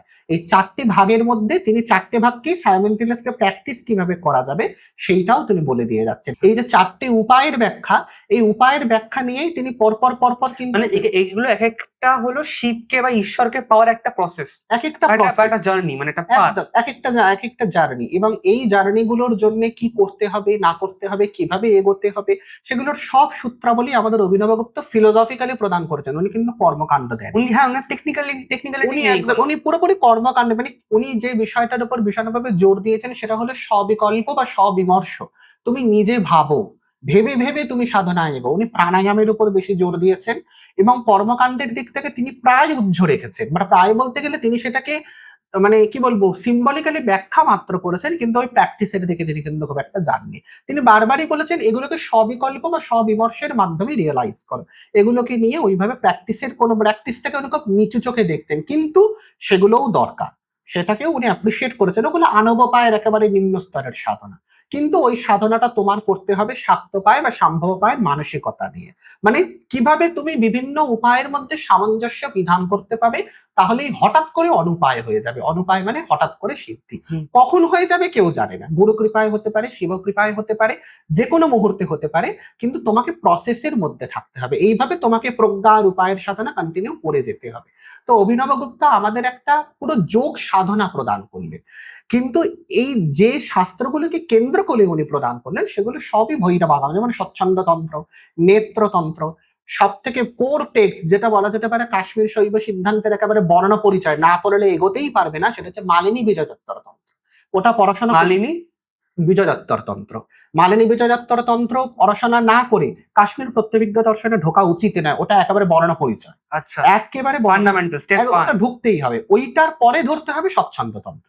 স্বচ্ছন্দতন্ত্র ইজ কোয়াইট এলাবোরেট, মানে অনেকটাই বড়, এবং তার মধ্যে প্রচুর বিধিবিধান রয়েছে, কিন্তু সেইটা তখনই তুমি বুঝতে পারবে যখন তোমার পড়াশোনাটা মালিনী বিজয়োত্তরতে হয়ে গিয়েছে। এগুলো পুরো কর্মকাণ্ড, এগুলো কর্মকাণ্ড প্লাস দর্শন, এটা কিন্তু মাথায় রাখতে হ্যাঁ। আমি হবে। এটা দেখছি বুদ্ধ ধর্মে এবং শৈব ধর্মে দুটোই দেখলাম আমি, যে কর্মকাণ্ড আছে, বাট ওটা একটা সার্টেন, শুধু জাস্ট অন্ধের মতন প্র্যাকটিস না করে একটা ফিলোসফিও দিচ্ছে, যাতে ফিলোসফিও আছে, কর্মকাণ্ড আছে। ফিলোসফিটাকে রিয়েলাইজ করার প্রসেসটা হলো কর্মকাণ্ডটা। একদম, মানে তোমাকে এটা অভিনবগুপ্ত ভীষণভাবে সাবধান করে দিয়েছেন সকলকে, তোমাদের পুজো বাচ্চা সাধনা যেন কখনোই বেস লেভেলের না হয়, মানে শিব প্রভু আমি ভক্ত এই সাধনাটা যেন না হয়। তোমাকে এটাই মনে রাখতে হবে, ওই শিবের স্বরূপ হচ্ছে আমি। এই সাত্ম বিমর্ষের মাধ্যমে সাধনা করা, এটাই হচ্ছে মূল কর্তব্য। তোমাকে সবসময় মাথায় রাখতে হবে যে তুমি যে পীঠ পূজা করছো বা ন্যাস করছো, এগুলো সবই তুমি করছো তোমার শিববোধকে জাগাবার জন্য। একটি যেমন ফেমাস মানে পুরো শৈব প্রত্যাভিজ্ঞা দর্শনের একদম বেসিক লেভেল কি, মায়ার 5টি কঞ্চুক শিবের 6টি শক্তিকে আহ নষ্ট মানে সংকোচন করেছে, কঞ্চুকিত করেছে। যেমন শিবের সর্বজ্ঞা শক্তিকে বিদ্যারাগ, বিদ্যা কঞ্চুক হলো সংকুচিত করেছে। শিবের নিত্য তৃপ্তিত্ব শক্তিকে আরেকটি কঞ্চুক হলো আবৃত করেছে। এইভাবে মায়ার বিভিন্ন কঞ্চুক এক একটি শক্তিকে আবৃত করেছে। ওইটাই আমাদের স্মরণগণ্যা, সর্বজ্ঞা শক্তি হৃদয় নমঃ, নিত্য তৃপ্তি শক্তি শিরসে স্বাহা, অনাদ বৌদ্ধ তত্ত্ব শক্তি শিখা বিবসাত, এইভাবে স্মরণগণ্যাস মানে পুজোর প্রসেসটাই হচ্ছে পুরোপুরি তোমার শিববোধকে শিবের সাথে আমার তফাৎটা পুরোপুরি শেষ করে দেওয়ার শেষ করে দেবার জন্য। এটা কিন্তু শুধুমাত্র ওই শিবলোকে গিয়ে শিবের কিঙ্কর হব হ্যাঁ। এই ভাব কিন্তু এবার এখানে এটা আমরা আলোচনাটা করছিলাম, ভৈরব আগম, রুদ্র আগম, শিব আগমের বেসিক ডিফারেন্সটা একটু বল। ডিফারেন্সটা হচ্ছে গিয়ে ভৈরবাগমের একটা কথা বললাম, তোমার শিববোধকে জাগানো। শৈবাগমের যে একদম ট্রেডিশন সেটা হচ্ছে গিয়ে তোমার শিবের সাথে নিত্য সান্নিধ্য। শৈবাগম কিন্তু অ্যাকচুয়ালি বিশিষ্টাদ্বৈতবাদী, ওরা কিন্তু শিবাদ্বয়বাদী নয়। ভৈরবাগম শিবাদ্বয়বাদী, মানে শিবই হচ্ছেন সেই পরম সত্তা যিনি তুমি আমি সমস্ত কিছু ইচ অ্যান্ড এভরিথিং হয়েছে, এবং সেটা হয়েছে লীলা করবেন বলে। জীবরূপী লীলা করাই শিবের একমাত্র বিনোদন, ওটাই তিনি চান। এবং এইটা রিয়েলাইজ করতে পারলে তুমি এই জগতে থেকেই আনন্দ পাবে, তাই এটাকে বলা হচ্ছে জগদানন্দ। আমরা জগদানন্দ হচ্ছে শিবাদ্বয়বাদের একেবারে চরমার পরম অবস্থা। অপরদিকে শিবাদ্বয় মানে যেটা হলো আমাদের বিশিষ্টাদ্বৈতবাদ, যেটা আমাদের শৈবাগম যেটাকে আমরা বলছি, সেইখানে আমরা ট্রেডিশনটা দেখবো শিব হচ্ছেন পরম প্রভু, তার আন্ডারে আমরা হলাম গিয়ে তার নিত্য সেবক। আমরাও শিবস্বরূপ প্রাপ্ত, কিন্তু আমরা তার সেবক। শিব আর সেবকের মধ্যে অনেকটা তফাৎ আছে, একটা ডিফারেন্স কিন্তু খুব ভালো মতো আছে। এবং শিব ভক্তি যোগ যেটা আমাদের নায়নারদের ধর্মে আমরা দেখতে সাউথ পাচ্ছি, ইন্ডিয়া একদম দক্ষিণ ভারত একদম সেইখানে আমরা দেখতে পাচ্ছি। রুদ্রাগমের প্র্যাকটিস সত্যি কথা বলতে বর্তমানে নেই, বর্তমানে রৌদ্রাগমের প্র্যাকটিস আর কোথাও নেই। রৌদ্রাগমের প্র্যাকটিসটা ওই শিবাদ্বয়বাদের সাথে অনেকটা রিলেটেড ছিল, মানে দ্বৈত অদ্বৈত মিক্সচার, মানে এখন আমরা আলাদা, কোথাও গিয়ে আবার এক ওদের বলা যেতে পারে ওদের ডিরেক্ট লিনিয়েজ হচ্ছে আমাদের বর্তমান লিঙ্গায়েত। লিঙ্গায়েতদেরকে অনেকে তোমার রুদ্রাগমের মানে পাশুপদ্যের ডিরেক্ট লিনিয়েজ বলা হয়। সেখানে শিব হচ্ছেন পরম তত্ত্ব, তাকে ঈশ্বর রূপে মানা হচ্ছে। আমিও শিব, কিন্তু সেই পরম তত্ত্ব যাকে আমি আমার হাতের মোটা মানে শিবকে হাতে পুজো করা হয়, শিবলিঙ্গ ইষ্টলিঙ্গম বা আত্মালিঙ্গম যেটা বলে, তাকে হাতে পুজো করা হয়, মানে শিবত্ব আমার হাতের মুঠো। তো এইভাবে তারা পূজা করে। তার মানে শিবত্ব জিনিসটা কিন্তু একটা ডিফারেন্স রয়েছে। আমিও শিব, শিব হয়ে শিবের পূজা করা, শিবের হাতেই শিব পূজিত হচ্ছে, একটা নির্গুণ একটা সগুণ, এইভাবে জিনিসটাকে ভাগ করা হয়। তো মোট কথা রুদ্রাগমের কনসেপ্টে এখানে রুদ্রাগমের বর্তমান মানে রাকুলির সিদ্ধান্ত দু একটি পুস্তক পাওয়া যায় বটে, তবে সেগুলি খুব একটা আর এলাবোরেট নেই। বর্তমানে লিঙ্গায়তদের one of the main prime text হচ্ছে বাতুলাগম, সেখানেও আমরা এই কনসেপ্ট গুলো আমরা পেয়ে যাব। তো এই হচ্ছে রুদ্রাগম, শৈবাগম, ভৈরবাগমের একটা বেসিক ডিফারেন্স, একটা দ্বৈতাদ্বৈতবাদী, একটা অদ্বয়বাদী, আর একটা বিশিষ্টাদ্বৈত। আমরা মোটামুটি শিবের হিস্ট্রিটা জেনে নিলাম, মোটামুটি এভলিউশনটা বুঝলাম, শাস্ত্রগুলো বুঝলাম, বেসিক 3টে শাস্ত্র, দ্বৈত অদ্বৈত এবং দ্বৈত অদ্বৈত 3টে শাস্ত্র। এবার আসি যে কিছু কিছু কিছু কাল্টস বা কিছু কিছু সম্প্রদায়ের দ্বারা তো আস্তে আস্তে শৈবিজমটা আস্তে আস্তে এগিয়েছে। এদের সাম্প্রদায়িক হিস্ট্রি কি, মানে এদের প্রথম সম্প্রদায় থেকে এখন সম্প্রদায় কিভাবে এগিয়েছে ব্যাপারটা? ভৈরবাগমের প্র্যাকটিশনার যারা ছিল তাদের মূলত অনেকগুলো ধারা আমরা পাচ্ছি, বিশেষ করে শঙ্করাচার্যের মানে শঙ্কর দিগ্বিজয়, অনন্তানন্ত গিরিরচিত শঙ্কর দিগ্বিজয়, সেখানে কিছু কিছু উল্লেখ আছে, যেমন কাপালিক সম্প্রদায়, কালমুখ সম্প্রদায়, ভৈরব সম্প্রদায়, এরকম কিছু কিছু সম্প্রদায়ের উল্লেখ পাওয়া যাচ্ছে। তবে সম্প্রদায়গুলোর ডিফারেন্স কি সেইগুলো খুব একটা শঙ্করাচার্য মেনশন করেননি। বর্তমানে এই সম্প্রদায়গুলো কতটা আছে এটাও একটা সন্দেহের ব্যাপার। এবং কাপালিকরা আদৌ শৈব ছিল নাকি শাক্ত ছিল এটাও একটা মানে বিশাল বিতর্ক। এখানে আমি একটা জিনিস দেখেছি, আমি এটা শুনেছি, এটা যেটা আমি একটা ডায়াগ্রামও দেখছিলাম, আমি গুগলে খুব পাওয়া যায়, সার্চ করলে হয়তো আমি পারলে দিয়ে দেবো। আমি দেখেছি যে প্রথমে ছিল পাশুপত, পাশুপত থেকে লাকুলা, মানে পাশুপত থেকে আসলে লাকুলিশার জন্ম হলো, শিবাবতার লাকুলিশা। লাকুলিশা ট্র্যাডিশন গুলোকে আস্তে চেঞ্জ করা শুরু করলো। উনি এই স্কাল ওয়ার্শিপ বা ভৈরবের যে মিমিক্রি, যে আমি ওর যে বিশাল সাধনা যে মহাপাশুপতিব্রতা, যেটা লাকুলা সম্প্রদায় শুরু হলো, যেখানে ওরা স্কাল নিয়ে 12 বছর ওরা ভিক্ষা করতো। এরপর শুরু হলো কালামুখা, ওখান থেকে আসলো কালামুখা, এবং কালামুখার পর থেকে আসলো হলো কাপালিকা। এই কাপালিক থেকে মনে হয় ত্রিকা, ত্রিকা থেকে কৌলা, আঘোরা যেগুলো আছে পরে ক্রিয়েট হলো। একদম, মানে তো এই কাপালিক sequence থেকেই অনেকটা এরকম। অ্যাকচুয়ালি ভৈরবাগমের প্র্যাকটিসটা আমরা পাচ্ছি। ভৈরবাগমের আচ্ছা। প্র্যাকটিসটা ওদের তো মোটামুটি মধ্যেই ঠিক সবচেয়ে- এই দৃশ্যটা একদম ওই ক্লাসিফিকেশনে কোনো প্রবলেম নেই, ওটাই মোটামুটি ফলো হয়ে থাকে। আর ওটা হলো ভৈরবাগমের চ্যাপ্টারটা। ভৈরবাগম রুদ্রাগমের প্র্যাকটিস ওদিকেই রয়েছে, পাশুপত ভৈরবা মানে ভৈরব সম্প্রদায়, কাপালিক সম্প্রদায়, এদের মধ্যেই ওটা সীমাবদ্ধ রয়েছে। মোটামুটি উত্তরাখণ্ডের বেল্ট যেটা রয়েছে পাহাড়ি এলাকা, ওখানেই ওগুলো প্র্যাকটিস হয়ে থাকে বেশিরভাগ ক্ষেত্রে। দক্ষিণ ভারতের দিকে এবং উজ্জয়িনীও কিন্তু one of the main prime centre ছিল। উজ্জয়িনীতে কিন্তু কাপালিকদের জায়গা ছিল, এটা আমরা শঙ্করাচার্যের শঙ্কর হ্যাঁ, দিগ্বিজয়তে গল্পতে আমরা আছে। পড়েছি। একদম হ্যাঁ। মেনশন করা আছে যে বোধলবন ছিলেন কাপালিক আচার্য, তার সাথে শঙ্করাচার্যের তর্কাতর্কি হয়েছিল এবং শঙ্করাচার্যকে বোধলবন শঙ্করাচার্যকে পরাস্ত করার জন্য সংহার ভৈরবকে আবাহন করেছিল। তখন আচ্ছা। সংহার ভৈরব শঙ্করাচার্যকে প্রায় মেরেই ফেলবেন, কিন্তু শঙ্করাচার্য তখন তাকে স্তবস্তুতি করে বললেন যে বোধলবান ব্রাহ্মণ বংশে জাত একজন ব্যক্তি, তিনি যখন ব্রাহ্মণোচিত ধর্ম না করে এই ধরনের ভৈরবাগমের প্র্যাকটিস করছেন, আমি তো সেটাকে সমর্থন করতে পারি না, আমি বেদের উত্তরাধিকারী, অতএব আমি বৈদিক মতে যা করেছে সেটা তো অন্যায় নয়। তখন সংহার ভৈরব বললেন তুমি ঠিকই বলেছো, তুমি বেদকে রক্ষা করেছো, বেদ আর ব্রাহ্মণকে রক্ষা করাই তোমার কাজ, তুমি এক কাজ করো, তুমি বেদ আর ব্রাহ্মণের জন্য একটা সুসংস্কৃত ভৈরব সম্প্রদায় তৈরি করে দাও, এই বলে সংহার ভৈরব অন্তর্হিত হলে। আচ্ছা। তো শঙ্করাচার্য সেখানে সেটি করেছিলেন। তারপরে উন্মত্ত কুমার বোধলবনের শিষ্য, তিনি এসে প্রতিবাদ করে বলেছিলেন যে অদ্বৈত বেদান্ত যদি আমরা মানি, তাহলে আলাদা করে বেদ অবেদ এসব কি কথাবার্তা উঠছে, সবই তো ব্রহ্ম, তাহলে আমি তো সবই প্র্যাকটিস করতে পারি। তো তখন শঙ্করাচার্য ওনাকে একটা কাউন্টার প্রশ্ন করেছিলেন যে বাবা তোমার মায়ের নাম কি? তখন হলো উন্মত্ত কুমার বললেন আমার মা হচ্ছেন গিয়ে আহ নাম ঠিক আমি বলবো না, এখানে উনি যেটা বলতে চেয়েছিলেন যে আমার পিতামহ হচ্ছেন একজন মদ বিক্রেতা, আমার মা বহু পুরুষকে আনন্দ দেয়নি, মানে স্পষ্টভাবে বলে দিলেন আমার মা ওয়াজ এ প্রস্টিটিউট। তো এই যে কথাটা উনি বললেন, তখন শঙ্করাচার্য বললেন তোমার জন্য বামাচার ঠিক আছে। মানে শঙ্করাচার্য এখানে যেটা বলতে চাইলেন, বামাচারের যে ওভারঅল যে প্র্যাকটিস, সেটা নিচু জাত, অন্তজ, বর্ণসংকর এদের জন্য ঠিক আছে, ব্রাহ্মণ এই কাজটা করতে পারবে না। কাপালিক সংস্কৃতিটাকে তিনি পুরোপুরি অন্তজদের জন্য ঠেলে দিয়েছিলেন। ওইখানেই উনি কাপালিক মত খণ্ডন করেছিলেন এবং খণ্ডন করার পরে বোধলমন ওনার শিষ্য হয়ে যায় এবং পরবর্তীকালে বলছে উনি দক্ষিণাচারী একটা কাপালিক সম্প্রদায় তৈরি করেছিলেন, যেটা বর্তমানে সাউথে এখনো আছে, মানে প্র্যাকটিসটা কাপালিক সম্প্রদায়ের ওখানে রয়েছে। এবং উজ্জয়িনীতেও কিছু কিছু মানে কাল্ট এখন আছে যারা শঙ্করাচার্যের ওই লিনিয়েজটাকে ফলো করে আসছে। উন্মত্ত কুমারের যে একদম তান্ত্রিক প্র্যাকটিস যেটা ছিল, সেটা কিন্তু বর্তমানে আর কোথাও প্র্যাকটিস খুব একটা হয় না। ওই বঙ্গীয় সংস্কৃতির সাথে হয়তো ওই যে ভৈরব সাধনা বা কালী সাধনা এগুলো একাকার হয়ে গিয়েছে। তো এটা হলো শ্রৌত স্মার্ত দৃষ্টিকোণ থেকে ভৈরব আগমের কনসেপ্টটা বললাম। তো শৈবাগমের দিকে যদি আমরা চলে আসি, সেখানে প্র্যাকটিসটা কিন্তু অনেকটাই আলাদা, সেখানেও তন্ত্র আছে, কিন্তু সেখানে কালচারটা হচ্ছে সময় আচার। সময় আচার মানে হচ্ছে গিয়ে তুমি ফ্লেক্সিবল, মানে তোমার বামাচার ব্যাপারটাকে পুরোপুরি ডিনাই করছো না, কিন্তু যতটুকু প্রয়োজন ততটুকু, খুব স্বচ্ছন্দ ব্যাপারটা, শিবের প্রীত্যর্থে পুরো কাজটা করা হচ্ছে। এবং এখানেও তন্ত্র প্র্যাকটিস রয়েছে। এখানের মূল আরাধ্য দেবতা ভৈরবাগমের আরাধ্য দেবতা ভৈরব, স্বচ্ছন্দ ভৈরব বা ভৈরবের যাবতীয় যত ফর্ম আছে সেইগুলি। শৈবাগমের মূল কনসেপ্ট কিন্তু কামেশ্বর শিব, তাকে নটরাজ রূপে, ত্যাগরাজ রূপে, সমাস্কন্দ রূপে তাকে আরাধনা করা হচ্ছে।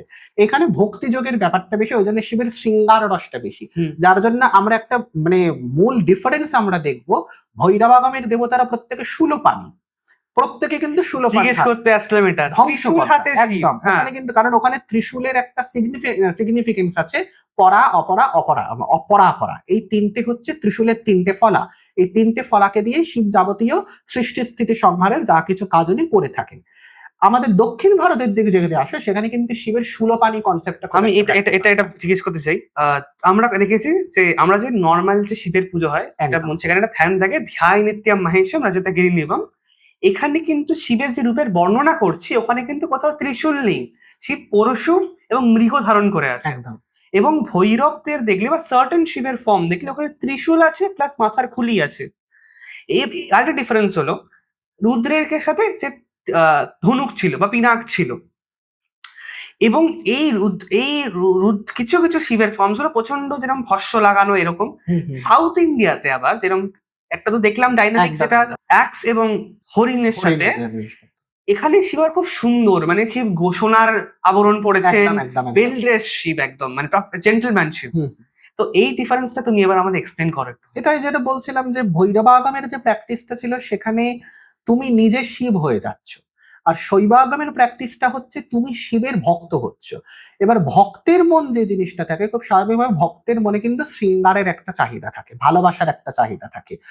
তুমি সুন্দর, তোমার সাথে আমি আছি। যেরকম ওই শিব পার্বতীর বিয়েটাকেই যদি আমরা একটা মেটাফোর ধরি, আমরা কি দেখতে পাচ্ছি ভগবান শিব কিন্তু ভৈরব মূর্তিতে এসেছিলেন বিয়ের পিড়িতে, ভূত প্রেত পিশাচকে নিয়ে ভয়ঙ্কর ছাই ভস্য কপালের মালা পরে ষাঁড়ের পিঠে চড়ে তিনি এসেছিলেন, কিন্তু মেনকা ওটা নিতে পারলেন না।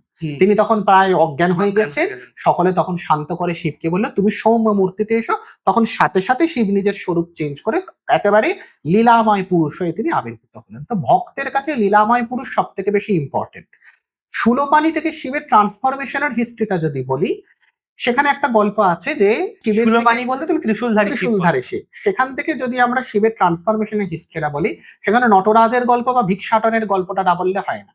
ভিক্ষাটন বলতে আমাদের ধর্মে দুটো ভিক্ষাটন আছে। একটা হচ্ছে বটুক ভৈরব ভিক্ষাটন, যেটা শুরুতে বললাম তিনি কাশীতে চিরস্থিত করেছেন। আরেকটি ভিক্ষাটন হচ্ছে ভগবান শিবের দক্ষযজ্ঞের পরের হিস্ট্রি।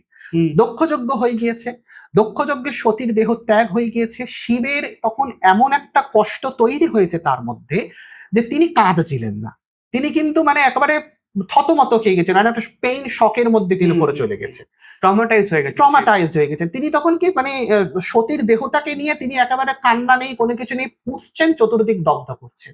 সেখানে আমরা দেখতে পাচ্ছি ভগবান বিষ্ণু সুদর্শন চক্র দিয়ে ওই দেহটাকে খণ্ড খণ্ড করে দিলেন। এখানে একটা মেটাফোর আছে, খণ্ড খণ্ড মরণ থেকে আমাদের যে যন্ত্রণা বা আমাদের মনে যে ট্রমার যে ক্লটটা বাঁধা রয়েছে, সেটাকে খণ্ড খণ্ড মানে একটু একটু করে কিন্তু ভাগ করে শেষ করা। আস্তে আস্তে কিন্তু ওই যে মানে ওটা সতীর দেহটাকে খণ্ড করার মানেটা কি, সতীর স্মৃতিটাই যেন আস্তে আস্তে শিবের মধ্যে থেকে খণ্ড খণ্ড হয়ে সরে যাচ্ছে। তো শিব যখন এই ট্রমাটা থেকে উঠে এলেন, যেটা হয় ট্রমাকে তুমি উত্তীর্ণ হয়েছো, তারপরেই তুমি কি করবে, তারপরেই তুমি যেটা সাধারণ মানুষ যে জিনিসটা করে, সে একদম মানে লাক্সারির মধ্যে থাকে যাতে দুঃখকে সে পুরোপুরি ভুলে যায়। সে কিন্তু সাথে সাথে ভদ্র মানুষ হয়ে যায় না। আমরা প্রত্যেকে যখন একটা কষ্ট বা একটা দুঃখের সিচুয়েশন থেকে উঠে আমরা কি করি, আমরা মানে অনেক সময় দুঃখকে ভোলার জন্য মদ খাই বা বিভিন্ন রকম হুকাপের মধ্যে ব্যস্ত হয়ে যায়। ভগবান শিব তখন কি করলেন, তিনি পুরো জিনিসটাকে লাক্সারির মধ্যে নিতে চাইলেন, তিনি দুঃখটাকে দূর করতে চাইলেন। এবং এই শিবের দুঃখ দূর করা আমাদের দুঃখ দূর করা তো এক নয়, তিনি এটার মাধ্যমে কিন্তু ঋষিদেরকেও মানে বোঝাবেন, তাদের দম্ভ চূর্ণ করবেন। দক্ষযজ্ঞের কালচারে আমরা কি দেখছিলাম, বৈদিক ঋষিরা শিবকে মানতে চাইছে না, ভয়তে মানতে বাধ্য হয়েছে তারা, শিব যেহেতু ধ্বংস করে ভয়তে মানতে হচ্ছে। তো এইবারে ভগবান শিব কি করলেন, তাদেরকে উনি মানসিক ভাবেও প্রস্তুত করবেন, সেটার জন্য এই ভোগী রূপটা তিনি নেবেন। তিনি কি করলেন, তিনি পুরো দিগম্বর হলেন। দিগম্বর কিন্তু পায়ে রয়েছে পান্নার পাদুকা, পান্না দিয়ে তৈরি চপ্পল, সেটা পরে রয়েছেন। ভগবান বিষ্ণুকে বললেন তুমি এইবার শক্তির স্বরূপ হয়ে এসো, তোমাকে নিয়ে আমি ঋষিদের দম্ভ চূর্ণ করতে যাব। ভগবান বিষ্ণু মোহিনী রূপ ধারণ করলেন। মোহিনী রূপ ধারণ এবং ভগবান শিবের কিন্তু তখন হাতে অস্ত্র কিছু নেই, হাতে শুধু একটা বীণা আছে। এই বীণাধারী মানে ভিক্ষাটন আর কি যেন বলে এই ভিক্ষাটন, দুটোর পার্থক্য হচ্ছে এই ভিক্ষাটন বীণাধারী, ওই ভিক্ষাটন কিন্তু ত্রিশূলধারী, দুটো কিন্তু পার্থক্য আছে। যাই হোক, তো এই যে বীণাধারী ভিক্ষাটন যিনি এলেন, তিনি কি করলেন, তিনি ভগবান বিষ্ণুকে মোহিনী রূপে আবির্ভূত হতে বললেন। এবারে বলা হচ্ছে মোহিনীকে দেখে তিনি একটু কামাতুর হলেন, তার মোহিনীর সাথে লীলা করতে ইচ্ছা হলো, মোহিনীর সাথে তিনি লীলাও করলেন, মিলিত হলেন। কিন্তু মোহিনী তো অ্যাকচুয়ালি তো পুরুষ, তিনি তো ভগবান বিষ্ণু, তিনি গর্ভ রক্ষা করতে চাইলেন না, যে শিবের বীর্য কখনো বিফল হয় না, সন্তান ধারণ করলে তা আমি এই বীর্য কোথায় ফেলবো। তখন ভগবান শিব হলো মায়া বলে সেই সন্তানকে বিষ্ণুর গর্ভ থেকে বার করে অন্যত্র ফেললেন, সেখানে একটা পূর্ণ পরিণত পুরুষ জন্ম নিল, তার নাম হচ্ছে শাস্তা। শাস্তাকে তিনি বললেন তুমি হচ্ছে সমস্ত রকম শূদ্র, অন্তজ, রাক্ষস, ভূত প্রেত তাদের দেবতা হবে, এই জঙ্গলে তোমার জন্ম হয়েছে, জঙ্গলকে তুমি রক্ষা করবে। এবং সেটাই আজও হয়। শাস্তা বা ভগবান আয়াপ্পা যাকে আমরা বলি, তিনি কিন্তু উনাকেই শাস্তা বা আয়াপ্পা বলা হয়। তো ওনাকে আয়নারও বলা হয়, জঙ্গলের দেবতা বা কিরাত শাস্তা রূপে তিনি আয়নার। আয়াপ্পা রূপে যখন তিনি লীলা করেছেন, তিনি আবার আরেকটা স্বরূপ। তা মোট কথা এই হচ্ছে হরিহরের মাধ্যমে আয়াপ্পার জন্ম। আয়াপ্পার জন্ম হয় এখানে। কিন্তু প্রথম আমরা দেখলাম ভগবান বিষ্ণু যখন ওই ভয়ঙ্কর মানে ভিক্ষাটনের মূর্তি যখন তিনি ধারণ করছেন, মানে সদক্ষ যজ্ঞের পরে, তিনি কিন্তু প্রথমে কি করলেন, অন্তর্জতের জন্য একটা দেবতা ঠিক করে দিলেন। মানে বামাচারের শুরু কিন্তু এখান থেকে শুরু হয়ে যাচ্ছে অলরেডি, যে অন্তর্জতের জন্য একটা দেবতা থাক। সবাই তো ব্রহ্মা, শ্রী বিষ্ণু, মহেশ ইত্যাদির পুজো করে, তাহলে একদম রাক্ষস, কক্ষস, ভূত প্রেত বা নিশাচ পিশাচ এরা কার পূজা করবে, এদের না হয় তুমি শাস্তার পূজা করবে। এইভাবে ভগবান বিষ্ণুকে নিয়ে ভগবান শিব গেলেন দারুক বনে। দারুক বনে গিয়ে দেখলেন বৈদিক ঋষিরা বিভিন্ন ভাবে কৃচ্ছ সাধন করছে, বৈদিক মতে তপস্যা করছে, ধ্যান করছে, একেবারে মগ্ন সকলে। তখন কি করলেন, মানে বিষ্ণু হলো তাদের ঋষিদের মাঝখানে গেলেন, আর ভগবান শিব ওই উলঙ্গ রূপে, পায়ে হলো পান্নার পাদুকা, হাতে হলো বীণা, গান গাইতে গাইতে তিনি গেলেন ঋষি পত্নীদের কাছে, ভ্রষ্ট করবেন সকলকে। মোহিনীকে দেখে ঋষি মুনিদের আর ধ্যান হচ্ছে না, তারা সকলেই বেদভ্রষ্ট হয়ে যাচ্ছে, তপভ্রষ্ট হয়ে যাচ্ছে, যে এই এত সুন্দর যে মহিলা তো আমরা কোনোদিন দেখিনি আগে। ওদিকে ঋষিদের পত্নী যারা, তারাও হচ্ছে কেউ আর থাকতে পারছে না, তাদের বক্তব্য তুমি, তোমাকে আমি ভিক্ষা দেবো কি, তুমি আমাকেই ভিক্ষাতে নিয়ে চলে যাও। ঋষি পত্নীরা মানে তারা পুরুষকে দেখে কাম করছে, আর একদম, মানে পুরুষগুলো স্ত্রীকে দেখে যে কাম কোনো করছে। পুরুষ না, সাক্ষাৎ ভগবান শিব, মানে হ্যাঁ। ভগবান শিবের ভিক্ষাটন মূর্তি এতটাই কামাতুর একটি স্বরূপ, গ্রেটেস্ট অফ মেন, মানে তাকে কোনোভাবেই মানে ফেরানো যায় না। ইনস্টেবল। তো ওইভাবে সমস্ত স্ত্রীরাই নিজেকে একেবারে বিলিয়ে দিচ্ছিল, যে জামা কাপড় গয়না যা আছে তুমি আমাকে দিয়ে যাও। এবং আমরা এটা স্কন্দ পুরাণে, তারপরে হচ্ছে চ্যুতপুর মাহাত্ম্য ইত্যাদি শাস্ত্রে আমরা স্পষ্টভাবে উল্লেখ পাচ্ছি, ভগবান শিব তখন কিন্তু ঋষিপত্নীদের সাথে মিলিতও হয়েছিলেন। যখন এই দৃশ্যটা ভগবান ঋষিরা যখন দেখতে পাচ্ছে, তারা সহ্য করতে পারছে না, তারা তখন ভগবান শিবকে মারার চেষ্টা করলেন। প্রথমে কি করলেন, একটা বাঘ পাঠালেন, বাঘটাকে তখন ভগবান শিব বধ করলেন, সেই মূর্তিটাকে বলা হয় শার্দুলহর মূর্তি। ওই বাঘটাকে মারার পরে বাঘের চামড়া ছাড়িয়ে তিনি কোমরে পড়লেন, যে তোরা চাইছিস আমি উলঙ্গ থাকবো মোটামুটি না? এবার আমরা শিবের রূপগুলোর মধ্যে কিন্তু ঢুকে গেছি। একদম। হ্যাঁ, আর তোরা চাইছিস আমি উলঙ্গ থাকবো না, আমি উলঙ্গ থাকলে তোদের স্ত্রীরা ভ্রষ্ট হবে, নে আমি বাদশাল করে নিলাম, তা সত্ত্বেও তোদের স্ত্রীরা আমাকেই চায়। এইবারে ঋষিমুনিরা তাতেও রেগে গেলেন, তারা হলো লোহা পাঠালেন, এই মানে লোহার বিভিন্ন রকম অস্ত্র তৈরি করে সেগুলি পাঠালেন। ভগবান শিব তখন সেগুলিকে আরেকটু ডিফাইন করে ওগুলো নিজের অস্ত্র করলেন। তখন যে প্রথম অস্ত্রটা তিনি তৈরি করেছিলেন, সেটাই হলো টনক, মানে পরশু। এই আচ্ছা। প্রথম তিনি পরশু তৈরি করলেন। এইবারে ভগবান শিবকে মোহিত করার জন্য তারা তখন কি করলেন, তারা হলো একটি জঙ্গলি মানে একটি মানে মায়াবী অসুরকে পাঠালেন। সেই মায়াবী অসুরটি হলো হরিণের রূপ ধারণ করে ভগবান শিবকে আক্রমণ করতে গেল। ভগবান শিব সেটিকেও নিজের হাতে আয়ুধ মৃগ করে নিলেন। এইভাবে তিনি টঙ্ক আর মৃগ হস্ত হলেন। হুম। এইবারে তখন ভগবান ঋষিমুনিরা আরো খেপে গেলেন, তখন তারা হলো ভগবান শিবের পেছনে কিছু তান্ত্রিক মন্ত্র প্রয়োগ করলেন, অথবা বেদোক্ত কিছু মন্ত্র প্রয়োগ করলেন। মন্ত্রগুলি যাতে তারা উচ্চারণ করতে না পান, ভগবান শিব দুটি কপাল পাত্র জুড়লেন, একটি স্ত্রী কপাল, একটি পুরুষ কপাল, দুটিকে জুড়ে একটি ডমরু তৈরি করলেন। ডমরু তৈরি করে সেটাকে যেই বাজালেন, সাথে সাথে ঋষিমুনিদের মন্ত্র নষ্ট, তারা আর মন্ত্র বেদোচ্চারণ করতে পারছে না। মানে এখানে বুঝিয়ে দেওয়া হলো বেদ মন্ত্র আর আমার সময় কিন্তু কাজ করবে না। ডমরু তিনি তৈরি করলেন। এইভাবে ভগবান শিব আস্তে আস্তে ডমরু পানি, মানে ডমরু হস্ত, তারপরে মৃগ হস্ত, তারপরে পরশু হস্ত হতে শুরু করলেন, তার সাথে বাকছাল করা রয়েছে। এখানে আরেকটা ইন্টারেস্টিং আমরা দেখি, সমস্ত ঋষিপত্নীর সতীত্বতে এই চক্করে ভগবান শিব তো হরণ করছেন। একমাত্র অরুন্ধতী আর অনুসুয়া কিন্তু ভগবান শিবকে চিনতে পেরেছিলেন, যে বাবা আমি কি করব, তুমি তো আমাদের পরম পিতা, তোমার সাথে আমরা মিলিত হতে পারবো না, এটা আমাদের দুর্ভাগ্য, আমরা আমাদের স্বামীকেই চাই। তখন ভগবান শিব খুশি হয়েছিলেন, বলেছিলেন তোমাদের সতীত্ব অখণ্ড হবে। এদিকে ঋষিমুনিরা তো একেবারে জ্বালাতন হয়ে যাচ্ছে, তারা তখন কি করলেন, তারা আরেকটি অসুরকে পাঠালেন, তার নাম আপসমার। আপসমারকে যখন পাঠালেন, নটরাজের পায়ে যাকে দেখি, ভগবান শিব তখন তার উপরে পা রেখে তার উপরেই নৃত্য করা শুরু করলেন। তার নৃত্যের তালে সমস্ত অপস্মার মানে অজ্ঞানতা, সব অজ্ঞানতা দূর হলো। তখন ঋষিমুনিরা ভাবছে এ তো সামান্য পুরুষ না, এ তাহলে কি? তখন ঋষিমুনিরা প্রথমে গেলেন ব্রহ্মার কাছে। ব্রহ্মা বললেন এখানে তোমরা উত্তর পাবে না, শিবের প্রকৃত স্বরূপ জানতে গেলে তোমাদেরকে কালহস্তিতে যেতে হবে, কালহস্তিশ্বরে গিয়ে সাধনা করো। তখন কালহস্তিশ্বরে গিয়ে যখন সাধনা করলেন, কালহস্তিশ্বরে গিয়ে যখন ভগবান শিবের স্বরূপটাকে ওরা দেখতে পেলো, যে এই হচ্ছে ভগবান শিব যিনি ভিক্ষাটন রূপে আমাদের দোরগোড়ায় এসছে, তখন ওদের মধ্যে আর কোনো দ্বিধা রইল না। এখানে দ্বিধার অনেক কারণ আছে, কারণ ওরা বেদ মন্ত্র উচ্চারণ করেছে, শিবটা বিফল করে দিচ্ছে, সমস্ত ওদের তপবল শক্তি যা কিছু আছে সবকিছু নষ্ট করে দিচ্ছে, এবং তাদেরই চোখের সামনে তাদের স্ত্রীদের সাথেও সম্ভব করছে। তাকে ভগবান মানতে দিয়ে পারছে না, মানে এই ঋষিমুনিদের অসুবিধা হচ্ছে। এটা তো বৈদিক সংস্কৃতির ধারক বাহক, তারা বুঝতে পারছে যে আমাদের বেদ কি তাহলে নিষ্ফলা, যেটা বলাও পাপ। সেইখানে তারা বুঝলেন এটা কেউ নিষ্ফল করছে না, স্বয়ং বেদ প্রতিপাদ্য ভগবান শিবই করছেন। তিনি বেদ রচনা করতে পারেন, তিনি বেদকে নিষ্ফল করতে পারেন, তার পক্ষে কিছু অসম্ভব নয়। তখন সকলে একেবারে ভগবানে আবার দ্বারক বনে ফিরে এসে হাউ হাউ করে কেঁদে ভগবান শিবের পায়ে লুটিয়ে পড়লো। তখন ভগবান শিব কি করলেন, ওই যে হাউ হাউ করে কেঁদে পড়ছে, ওদের পাপ রাশি তখন বলা হচ্ছে একটি হস্তির রূপ ধারণ করে ভগবান শিবকে আক্রমণ করলেন। মানে ওদের থেকে যে পাপগুলো সৃষ্টি হলো, মানে এটা কিন্তু একটা মেটাফর আছে, ঋষি মুনিদের মধ্যেকার শেষ সন্দেহ, যে তুমি যে ভগবান এটা এখনো তারা মানতে পারছে না, শিবের পায়ে পতিত হয়েও সেটাই মত্ত হাতির রূপ ধারণ করে, একটা অহংকার, সেই রূপ ধারণ করে ভগবান শিবকে আক্রমণ করলো। তখন ভগবান শিব সেই হাতিটিকে মেরে তার চামড়া ছিঁড়ে তার উপরেও হাতির মাথার উপরে নৃত্য করলেন, এটাকে বলা হয় আদি তাণ্ডব বা কৃত্তিবাস তাণ্ডব। ওই চামড়াটা ছিঁড়ে গজসূর সংহার। একদম তিনি ওটাকে চামড়াটাকে গায়ে জড়িয়ে দেন, হুম। এখান থেকে তিনি কৃত্তিবাস হলেন। কৃত্তিবাস হওয়ার পরে ভগবান শিবের এই স্বরূপটা থেকে ঋষিমুনিদের একদম দূর হয়ে গেছে। তখন ঋষিমুনিরা জিজ্ঞেস করলেন, আপনি তাহলে আমাদের বলে দিন যে আমরা এবারে কি ধর্মাচরণ। তখন ভগবান শিব বললেন একটা সভা তৈরি করতে হবে। তো ভগবান শিব তখন বিশ্বকর্মাকে ডাকলেন, বিশ্বকর্মা তখন জ্ঞান সভা রচনা করলেন। এই জ্ঞান সভা রচনা করার পরে ভগবান শিব সেইখানে বসলেন, হাতে বীণাটি নিলেন, যে অস্ত্রশস্ত্রগুলো ছিল সেগুলিকেও নিলেন, পায়ের নিচে অপস্মার রয়েছে, ঋষিমুনিরা তাকে হলে ঘিরে বসে রইল। তিনি তখন কি বন্ধুরা, এতক্ষণ ভিডিও দেখে নিয়েছেন কিন্তু এখনো সাবস্ক্রাইব করেননি, তাহলে কিন্তু বড় ভুল করছেন। এরকম ইন্টারেস্টিং কন্টেন্ট ফিউচারে দেখতে গেলে কিন্তু এখনই লাল বাটনে ক্লিক করে সাবস্ক্রাইব করতে হবে। এরকম ইন্টারেস্টিং পডকাস্ট নোটিফিকেশন আপনার কাছে সবার আগে পৌঁছে যাবে। তো ভগবান শিব তখন উপদেশ দেওয়া শুরু করলেন। তার এই যে উপদেশ দেওয়া মূর্তিটা, এটাকেই বলা হয় দক্ষিণামূর্তি স্বরূপ। এই দক্ষিণামূর্তি যখন যে উপদেশগুলি দিয়েছিলেন সেখান থেকে কিন্তু শৈবাগম প্রকট হলো।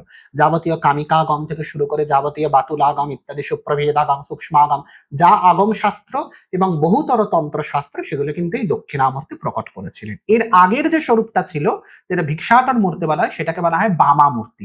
ওই রূপে ওই যে পরকীয়া শক্তি গ্রহণ করা, ঋষিপত্নীদের সাথে মিলিত হওয়া, ওটাও কিন্তু ভগবান শিবের একটা শিক্ষাদানই ছিল। ওটা কিন্তু সাধারণ মানুষের কিন্তু র্যান্ডম সংসর্গ নয়, ওটার মাধ্যমে তিনি বামাচার শিক্ষা দিয়েছিলেন। তো এইভাবে আমরা দেখি ভগবান শিব এই স্বরূপে এই পুরো লীলাটাতে তিনি কিন্তু বামামূর্তি ভিক্ষামূর্তি, বামাচার দক্ষিণাচার দুটোই প্রবর্তন করলেন। মানে বেদকে তিনি রিডিফাইন করলেন ইন বামাচার এন্ড দক্ষিণাচার। এইবারে তোমরা যেটাকে গ্রহণ করবে, দুটোই কিন্তু শিবকথিত মার্গ। বলা হচ্ছে শিব তারপরে ঋষিপত্নীদের সতীত্বও ফিরিয়ে দিয়েছিলেন এবং ঋষিপত্নীরা শিব মানে ওই ঋষিদের সাথে ভালো করে সংসার করা শুরু করে এবং ওইখান থেকে শুরু হলো প্রথম শিবদ্বিজ মানে শৈবদের মূল সম্প্রদায়টা কিন্তু ওখানে প্রথম ফর্ম করলো। তার আগে নন্দিকেশ্বর আদি যারা ছিল তারা কিন্তু সকলে ভৈরবের উপাসক ছিল, তারা কিন্তু ভৈরবের মানে পাশুপত ছিল বা রৌদ্র ছিল। কিন্তু শৈব হলো হচ্ছে গিয়ে এরা এই প্রথম শিবদ্বিজ বা ব্রাহ্মণরা হলো শৈব ধর্মকে গ্রহণ। এই হচ্ছে ওভারঅল শৈবাগমের হিস্ট্রি বা দক্ষিণামূর্তির হিস্ট্রি। আচ্ছা, এটা হলো শিবের মানে প্রথম গুরুমূর্তি ধরা একদম যায়। রুদ্র থেকে শিব হওয়ার পুরো দীর্ঘ ইতিহাস। আচ্ছা, আমরা আমরা পডকাস্টটা মানে প্রচন্ড হেভি পডকাস্ট, মানে একবার শুনলে হয়তো অনেকজনের টাফ হবে। আপনারা পডকাস্টটা বারবার শুনতে পারেন বা 1.5 স্পিডে প্লে করে দেখতে পারেন। মানে পডকাস্টটা মানে আমার মানে মাইন্ড ব্লোয়িং একটা পডকাস্ট হচ্ছে আজকে। আচ্ছা, সুরাজ দা, এখানে আমরা মোটামুটি জেনে গেলাম যে এত দূরে আমরা যে শাইভিজম করে মোটামুটি সৃষ্টি হলো পৌরাণিক কাহিনী হিসাবে। এবার একটা কথা বলো, আমরা শিবের যে মূলত রূপটা পুজো করি বা যাকে আমরা সুপ্রিম হিসাবে দেখি ইন জেনারেল কনটেক্সট, সেটা হলো সদাশিব, যার 5 মাথা 10টা হাত, পার্বতীর সাথে বসে আছি। এই রূপগুলো আমি আমি আমার মেইন কোশ্চেনটা এটা এখানেই থাকবে যে শিবের মূল ফর্মস গুলো কোনটা, মানে একদম কাল্ট গুলো যেরকম ধরো স্বচ্ছন্দ সম্প্রদায়, অমৃতেশ্বর সম্প্রদায়, এরকম শিবের মূল কাল্ট হিসাবে সব মেইন দেবতা কারা এবং শিবের প্রমুখ রূপগুলো কোনগুলো? প্রথমেই বলে রাখি বাতুলাগম, সেখানে আমরা একটি বক্তব্য পাচ্ছি শিবের মূল স্বরূপ হচ্ছে অলিঙ্গ, মানে তার কোনো লিঙ্গ নেই, তিনি লিঙ্গাতীত একটি স্বরূপ, সেই স্বরূপটিকে কেউ জানতে পারে না, অবাং মনস্কচার নিরাকার নির্গুণ, মানে তিনি মানে সে স্ত্রীও নয় পুরুষও নয়, তাকে কোনো লিঙ্গই বলা যাবে না। মানে এখানে শুধু স্ত্রী পুরুষ বলে নয়, তার কোনো চিহ্নও নেই। লিঙ্গ কথার একটা মানে হয় চিহ্ন, তাকে যে কোনো একটা চিহ্ন দিয়ে চিনবো, যেমন গণেশের চিহ্ন কি হাতির সুর, হাতির মাথা আছে, বিষ্ণুর চিহ্ন কি শঙ্খচক্র, ব্রহ্মার চিহ্ন কি 4টে মাথা, তার যে কি চিহ্ন সেটা কেউ জানে না, মানে সেটা অলিঙ্গ, মানে এটা শৈব শাস্ত্রের একদম সুপ্রিম ফর্ম। সেই মানে তার কোনো ফর্মও নেই, ফর্মলেসটাই ফর্ম। সেই অলিঙ্গ হচ্ছেন যখন লিঙ্গ, সেই লিঙ্গ রূপে যখন তিনি প্রকাশিত হলেন, যার আদি নেই অন্ত নেই, সেই লিঙ্গ স্বরূপ প্রকাশিত হলেন। সেই লিঙ্গ স্বরূপটি হচ্ছেন কি আদি শিব, তাকে অনুত্তর শিব বলা হচ্ছে, মানে তার উত্তরে আর কোনো কিছু নেই। এই অনুত্তর শিব থেকে আস্তে আস্তে আমরা দেখব যে এই অনুত্তর শিব থেকে 5টি শক্তি জন্ম নিল। প্রথম হচ্ছে আদি শক্তি, আদি শক্তির 1000 কলার এক কলা হচ্ছে গিয়ে পরাশক্তি, পরাশক্তির 1000 কলার এক কলা হচ্ছে গিয়ে আদিশক্তি, পরাশক্তি এবং মায়া মায়া শক্তি। মায়া শক্তির পর সেখান থেকে উৎপন্ন হচ্ছে ইচ্ছা শক্তি, ইচ্ছা শক্তি থেকে আবার জ্ঞান শক্তি, জ্ঞান শক্তি থেকে ক্রিয়া শক্তি। এইভাবে ভগবান শিবের 5টি শক্তি উৎপন্ন হলো। এই 5টি শক্তিকে আশ্রয় করে ভগবান শিব 5টি মাথা বিস্তার করলেন। তিনি প্রথমে তৎপুরুষ বক্তব্য না, প্রথমে সদ্যজাত। সদ্যজাত বক্তব্য বিস্তার করলেন, তারপরে হচ্ছে গিয়ে আমাদের অঘোর বক্ত্র, তারপরে বামদেব বক্ত, সৃষ্টিরূপ সদ্যজাত, স্থিতিরূপ বামদেব, সংহাররূপ অঘোর, তিরোধানরূপ অনুগ্রহ, তিরোধানরূপ তৎপুরুষ এবং অনুগ্রহরূপ ঈশান। ঈশানটি তার একদম নিজের মাথা, বাকি চারটে মাথা কিন্তু তার মানে ঈশান থেকে তিনি তৈরি হচ্ছেন তৎপুরুষ, তৎপুরুষ নিজেকে তিন ভাগ করছেন সদ্যজাত, অঘোর, বামদেব রূপে। এইভাবে 5টি ফর্ম মিলে সদাশিব মূর্তি তৈরি হচ্ছে। আর ওই যে পঞ্চশক্তি ছিল, সেই পঞ্চশক্তির সম্মিলিত হয়, মননমণি হয় তার কোলে বসছে। এইটি সদাশিব স্বরূপ। এই সদাশিব স্বরূপটি মোটামুটি শৈবাগমের মূল আরাধ্য দেবতা। এই সদাশিব স্বরূপেরই বিভিন্ন ভ্যারিয়েশন আমরা দেখতে পাচ্ছি। ভৈরবাগমে যখন আমরা যাচ্ছি, সদাশিবকে বলা হচ্ছে স্বচ্ছন্দ ভৈরব। স্বচ্ছন্দ নামের মধ্যে একটা আমরা মেটাফর পেয়ে যাচ্ছি। স্বচ্ছন্দ মানে নিজের ছন্দে নিজের তালে তিনি চলেন, তিনি কারোর অপেক্ষা করেন না, অনপেক্ষ পরব্রহ্ম। তো সেই স্বচ্ছন্দ ভৈরব যিনি ছিলেন, তিনি হচ্ছেন গিয়ে সদাশিবেরই বলা যেতে পারে ভৈরব স্বরূপ বা তান্ত্রিক স্বরূপ। ডিফারেন্স কিছু নেই। এই যে মন্ত্রটাও বলা হচ্ছে অঘোরেভ্য অথ ঘোরেভ্য ঘোরতারেভ্য, অঘোরেভ্য, তিনি সেই মানেটা কি?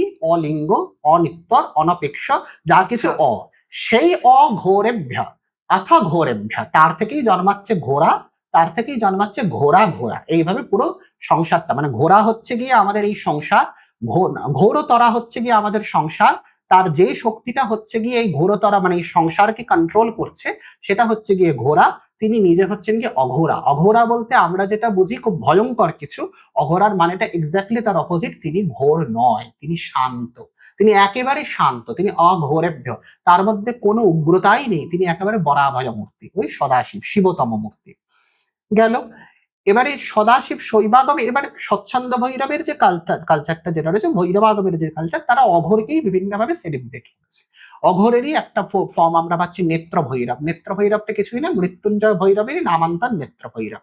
আরেকটি ভৈরব অনুরূপ আছেন অমৃতেশ্বর ভৈরব, একইভাবে আরেকজন আছেন মন্থান ভৈরব, আরেকজন আছেন বিকরাল ভৈরব। এরকম করে অজস্র ভৈরব মূর্তি, এরা অঘোরেরই বিভিন্ন ভেদ।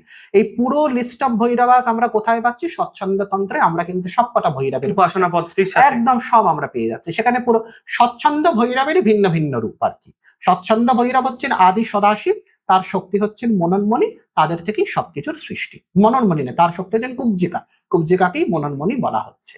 শৈবাগমে আমরা যেটা দেখছি, সদাশিবের যে স্বরূপটা, এটা যদিও বা সুপ্রিম, কিন্তু সেই সুপ্রিমেসিটা প্রকাশিত হয়েছে চিদম্বর নটরাজের মধ্যে।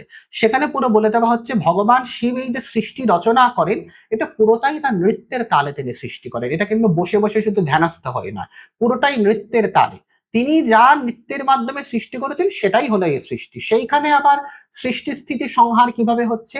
যে অগ্নিটা আমরা নটরাজের হাতে দেখতে পাই, সেটা সংহার। ডমরুটা যদি দেখতে পাই, সেটাই নাদ ব্রহ্ম সৃষ্টি। বরদ মুদ্রা আর অভয় মুদ্রা হলো, একটা গজতুণ্ড মুদ্রায় থাকে, একটা অভয় মুদ্রায় থাকে। এটা হচ্ছে তিরোধান অনুগ্রহ। আর ভগবান শিব নিজে হচ্ছেন গিয়ে পুরো স্থিতি স্বরূপ, বা তার চরণটিকে, অনেকে বলছে তার যে পাটি তোলা থাকে, ওটি হলো স্থিতি মূর্তি, পা দিয়ে তিনি জগৎকে স্থিতি করেন। এইভাবে নটরাজ মূর্তিটাই হচ্ছে গিয়ে কিন্তু সম্পূর্ণরূপে একটি পঞ্চকৃত। নটরাজের যে পুরো ফর্মটা, সেটাই 5টা মাথার যে যে কৃত্যগুলো, সেটাই ফুলফিল করছে। একদম ফুলফিল করেছে, যার জন্য নটরাজ চিদম্বর তিল্লাই নটরাজ মন্দিরে সেখানে কিন্তু কোনো শিবলিঙ্গ নেই। সেখানে শিবলিঙ্গের পূজা হয় না, 5 মাথার শিবের পূজা হয় না। নটরাজ মূর্তিটাকেই কিন্তু একটি শিবলিঙ্গ বলে গ্রহণ করা হয়। মানে নটরাজ মূর্তিটাই আকাশলিঙ্গ, তার শ্রী বিগ্রহটাই কিন্তু পূজনীয় এখানে। এবং এই জন্যই নটরাজের সাথে একত্বর কথা বা শিবাদ্বয়বাদ যে জিনিসটা, সেটা কিন্তু নটরাজ ভক্তদের মধ্যে দেখা যায় না। তুমি স্বামী, আমরা তোমার ভক্ত, এই শৃঙ্গার রসটা ভীষণভাবে রয়েছে। মানে তার নৃত্য দেখে মুগ্ধ হয়ে তুমি স্তম্ভিত হয়ে থেকে যাবে। তার নৃত্য না দেখতে পেরেই আমরা জানতে পারছি যে অগস্ত্যমুনি কেঁদে ফেলেছিলেন, যার জন্য অগস্ত্যকে সন্তুষ্ট করার জন্য ভগবান শিব মাদুরায় মীনাক্ষীটা আবার নেচেছিলেন। মানে ভক্তকে বিনোদ করার জন্যই তার এই পুরো লীলাটা চলছে, যার জন্য ভক্ত আর ভগবানের এই সম্পর্কটা শৈবাগমে আমরা দেখতে পাই। আমাদের বঙ্গীয় ঘরানাতে যদিও, কিন্তু দক্ষিণ ভারতে যখন চিদম্বর নটরাজ সেলিব্রেটেড হচ্ছে, আমাদের বঙ্গীয় ঘরানাতে কিন্তু সদাশিব মূর্তিটাই সব থেকে বেশি ওয়েল সেলিব্রেটেড। মানে আমাদের এখানে শৈব সম্প্রদায় হয়তো খুব একটা পাওয়া যায় না, কিন্তু আমাদের বঙ্গীয় গণনাতে শাক্তদের মধ্যে যে শিব চর্চা, সেটা কিন্তু এই পঞ্চমস্তক শিবের উপরেই কিন্তু নির্ধারিত। তবে এই বিষয়ে একটি বিতর্ক আছে, যেটা বিনায়ক রহস্যে আমরা পাচ্ছি, যে ভগবান শিবের 5 মাথার পূজা বলা হচ্ছে গৃহস্থের পক্ষে করা ঠিক নয়। কেন বলছে? তার কারণ যেহেতু এটা পরব্রহ্ম তত্ত্ব, পরব্রহ্ম তত্ত্বের উপাসনা মানে সাধারণ গৃহীর পক্ষে করাটা সম্ভব না, ওই অ্যাপ্রোচটা তৈরি হয় না। ব্যাপারটি সেটি সাধারণ গৃহস্থরা খুব একটা অ্যাপ্রোচ করতে পারে না, যেহেতু ত্যাগ বৈরাগ্যের দেবতা পরব্রহ্মবাচক। সংসারী তো আর পরব্রহ্ম তত্ত্ব জানতে চায় না, সংসারী সংসার করতে চায়। তাদের জন্য এক মাথার উপাসনা করাটাই বেটার।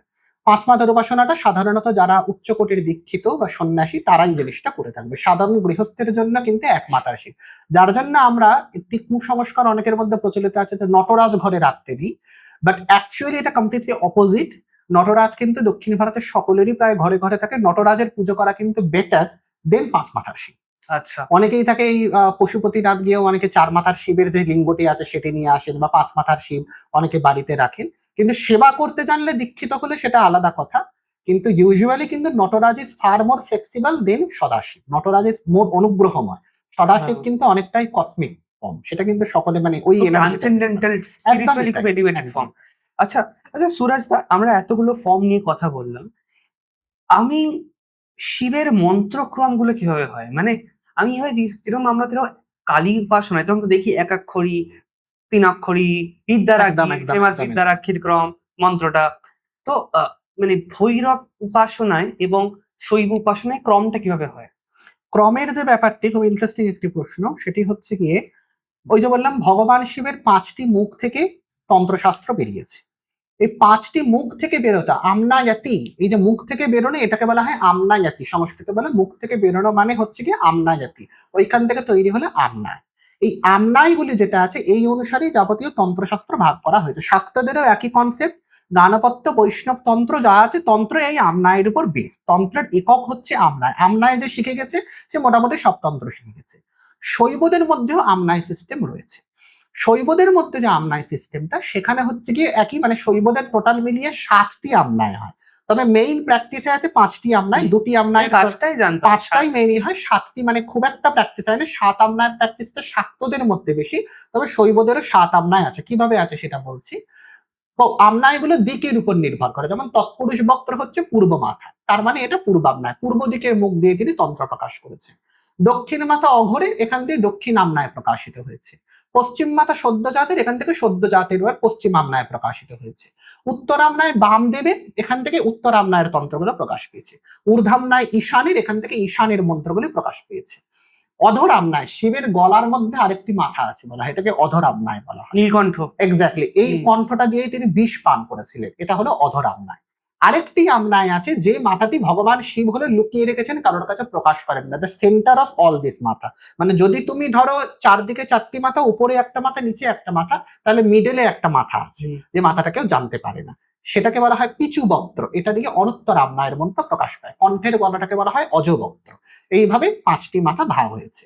স্কন্দ পুরাণ বলছে অজবক্ত্রটি তিনি ব্রহ্মাকে দিয়েছিলেন, পিচু বক্ত্রটি তিনি বিষ্ণুকে দিয়েছিলেন, যার জন্য বিষ্ণুর কিছু কিছু, বিষ্ণুর যে ট্রান্সেন্ডেন্টাল যে তান্ত্রিক ফর্মগুলি আছে সেগুলো এই পিচু বক্ত্রের আন্ডারে পড়ে যাচ্ছে, আর ব্রহ্মার সিক্রেট সাধনগুলো অজবক্ত্রের মধ্যে চলে যাচ্ছে।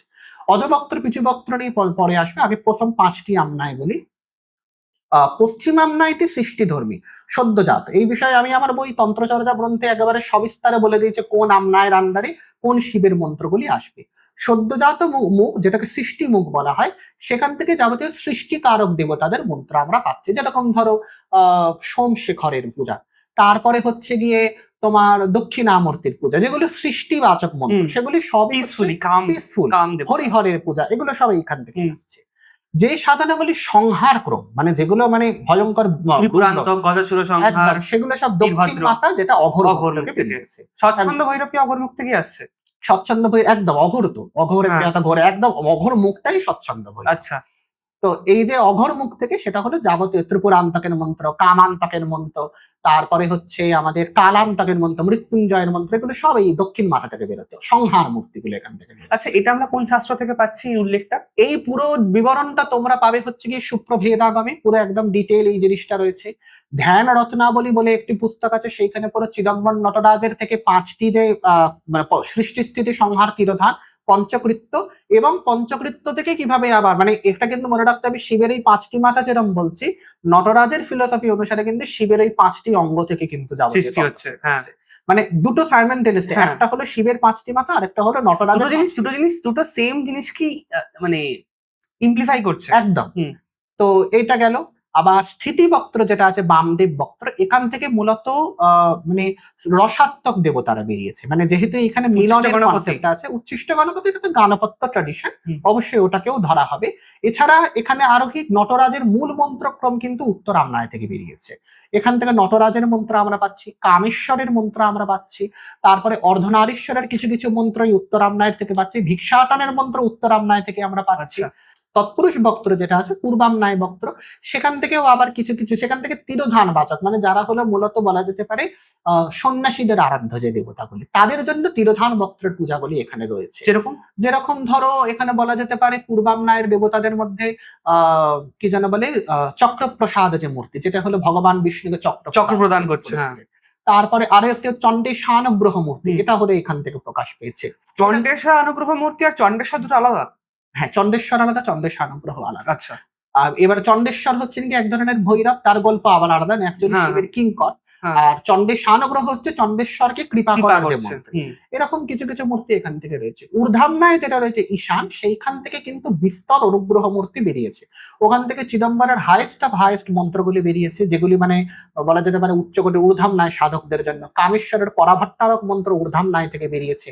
অজপা সাধনা, যেটা অজপা অর্ধনারীশ্বর সাধনা, পুরাণক তন্ত্র যেটা আমরা পাচ্ছি, সেইটাও ঊর্ধ্বামনায় থেকে বেরিয়েছে। অধরামনায়ের সাধনা মেরুতন্ত্র বলেছে নিষেধ, মানে অধরামনায়ের সাধনা স্বতন্ত্রভাবে করতে নেই। তার কারণ যেহেতু ভগবান শিব ওখান থেকে বিষ পান করেছিলেন। অ্যাকচুয়ালি অধরামনায়ের সাধনাতে কি হয়েছে, যাবতীয় বৌদ্ধ, জৈন এবং বিভিন্ন প্রকীর্ণ দেবতাদের যক্ষ, চেটক, রাক্ষস, এদের উপাসনাটা অধরামনায়ের মধ্যে ইনপুট করা হয়েছে। কাল রুদ্রের সাধনা এই অধরামনায়ের মধ্যে আমরা পাচ্ছি। মার্জার রুদ্র, বিড়াল রূপী ভগবান শিবের সাধনা। হুম। তারপরে কুক্কুট, যেটাকে চরণায়ুধ বলে, কুক্কু মোরগ রূপী ভগবান শিবের সাধনা। যত অদ্ভুত অদ্ভুত শিবের মূর্তি এখানে রয়েছে, যক্ষদের সাধনা, ভূত ডামরের সাধনা, এগুলো সব আচ্ছা, ভূত ডামর দেবতা ইনি কি শিবেরই একটা রূপ? আমি অ্যাজ আ গবেষক বিরোধ করব। তার কারণ হচ্ছে কি, ভূত ডামর অ্যাকচুয়ালি ভগবান বুদ্ধের যে তিনটি শক্তি আমরা বলতে পারি এক ধরনের, যদি আমরা একদম মানে হিন্দু পরিভাষায় আমরা বলি, ভগবান বোধিসত্ত্ব যিনি, তিনি হচ্ছেন গিয়ে অবলোকিতেশ্বর। জ্ঞান সত্ত্ব যিনি, তিনি মঞ্জুশ্রী। অনেকে মঞ্জুশ্রীকেও শিবের আচ্ছা, অবতার আমরা বলে। বুদ্ধিজমে ঢুকছিলাম, ওটা একটা অন্য ওটা পডকাস্টে। অন্য পডকাস্ট। মানে আরেকটি হচ্ছে ভূত ডামর যিনি, তিনি ক্রিয়া শক্তি। তো ওটা বুদ্ধের মানে একটি ওটা form। বুদ্ধিজম থেকে পেয়েছি আমরা। একদমই তাই, বুদ্ধের যা যা মূর্তি সেইগুলো কিন্তু আমরা এইখানে যখন অধরামনায়টা প্র্যাকটিস, তো অধরামনায়ের যে সাধনাগুলি সেখানে মূলত এই যেহেতু বৌদ্ধ মন্ত্রের প্রাবল্য রয়েছে, ওই জন্যই আমরা দেখতে পাচ্ছি যে ওটাকে দীক্ষা নিতে বারণ করছে, যেহেতু বৌদ্ধ মন্ত্রের হুম। রয়েছে। তবে অধরামনায়ের প্র্যাকটিসটাও রয়েছে, যারা পশ্চিম আমনায় থেকে অধরামনায়তে যাওয়া যায়, উত্তর আমনায় থেকে অধরামনায়তে যাওয়া যায়, এরকম আছে। মানে অধরামনায়ের প্র্যাকটিসটা সবসময় কোন একটা আমনায়ের সাথে সাথে করতে হয়, স্বতন্ত্রভাবে সাধনা খুব একটা হয় না। আর ঊর্ধ্বামনায় সাধনা উচ্চকোটির সাধকদের জন্য। অনুত্তরামনায়ের যে সাধনা, যেটাকে পিছু বক্ত্র বলা হয়, ওই সাধনাটি বর্তমানে শৈবদের মধ্যে থেকেও লুপ্ত হয়ে গেছে, ওটা খুব একটা হয় না। এবং ওর সাধনার ক্রমটি অ্যাকচুয়ালি খুব হাস্যকর। মানে যদি আমি বলি, ওর সাধনার মন্ত্রটি হচ্ছে অসাধনাই ওখানে মেইনলি করা হয়। ও ওয়ার্ডটা শুধু উচ্চারণ করতে হবে। শুধু শুধু উচ্চারণ না, এটা উচ্চারণেও যে ওয়ার্ডটা হয় সেখানেও একটা উচ্চারিত হচ্ছে। মানে তুমি যা কিছু কথা বলবে উইদাউট বলতে পারবে না। পৃথিবীর যে কোনো ভাষা হোক, সেটা স্প্যানিশ হোক, মিশরীয় হোক, উর্দু হোক, আরবি হোক, রাশিয়ান হোক, সংস্কৃত হোক, কোনো ভাষা কখনো ধ্বনি ছাড়া উচ্চারিত হয় না। কে ওই জন্য বলা হয় ভগবান শিবের মূল স্বরূপ। এবং এটা যে শুধু মানে শৈবতে স্বীকৃত তা না, এটা বৌদ্ধতেও স্বীকৃত, শাক্ততেও স্বীকৃত। শাক্তরা এই অসাধনাকে বলে কামকলা সাধনা। আবার গানপত্যদের মধ্যেও এটা আছে, ওটাই হেরম্ব গণপতির সাধনা। আবার হেরুকির সাধনা যখন, সেখানেও এর সাধনা, নৈরাত্ম বীজ বলা হয়। মানে মোটামুটি তাকে সবাই মানছে। আমি দেখেছি বুদ্ধদের এর উপরে একটা বিন্দু দেওয়া থাকে, একটা বীজ। একদম একদম হ্যাঁ। থাকে, ওরা ওই নৈরাত্মা বীজ বলেই ওটাকে সম্মান করে। আচ্ছা। তা আমাদের শৈবদের মধ্যে ওটাই হচ্ছে অনুত্তর সাধনা। অভিনব গুপ্তাচার্যের যখন তন্ত্রসার খুলবে, ওনারও কিন্তু তন্ত্রসার, আগমবাগেশের তন্ত্রসারের সাথে গোড়াতে হ্যাঁ, এটা চলবে লোকের না। খুব ডিফারেন্স। আগমবাগেশের তন্ত্রসার আলাদা, অভিনব গুপ্তের তন্ত্রসার আলাদা। অনেক ভাবে যে অভিনব গুপ্ত একটা বাংলা ট্রান্সলেশন, ওটা আগমবাগীশের না, কিছু একটা এরকম ব্যাপার হবে। হ্যাঁ, অভিনব গুপ্তের যে তন্ত্রসার, সেটি সম্পূর্ণ দার্শনিক একটি গ্রন্থ। এবং এই গ্রন্থটির শুরুই হচ্ছে গিয়ে অনুত্তর মন্ত্র দিয়ে, মানে অনুত্তর মন্ত্রের মাহাত্ম্য দিয়ে, যে অনুত্তরকে কেন অনুত্তর বলবো, তার জন্য উনি 21 রকম সংজ্ঞা দিয়েছেন, যে অনুত্তরের 21 রকম মানে হয়। তো এই অকার সাধনার জন্য, এই অকার সাধনারই জন্য প্রথমে অনুপায়, হঠাৎ করে তুমি অধ্বনি বুঝতে পারো, অথবা আছে সম্ভব পায়, শিবের কৃপায় তুমি পেতে পারো, অথবা আছে শাক্ত পায়, তুমি সাত্ম বিমর্শের মাধ্যমে পেতে পারো, আর নইলে আছে আনব পায়, পুজো আচ্ছা করে পেতে পারো।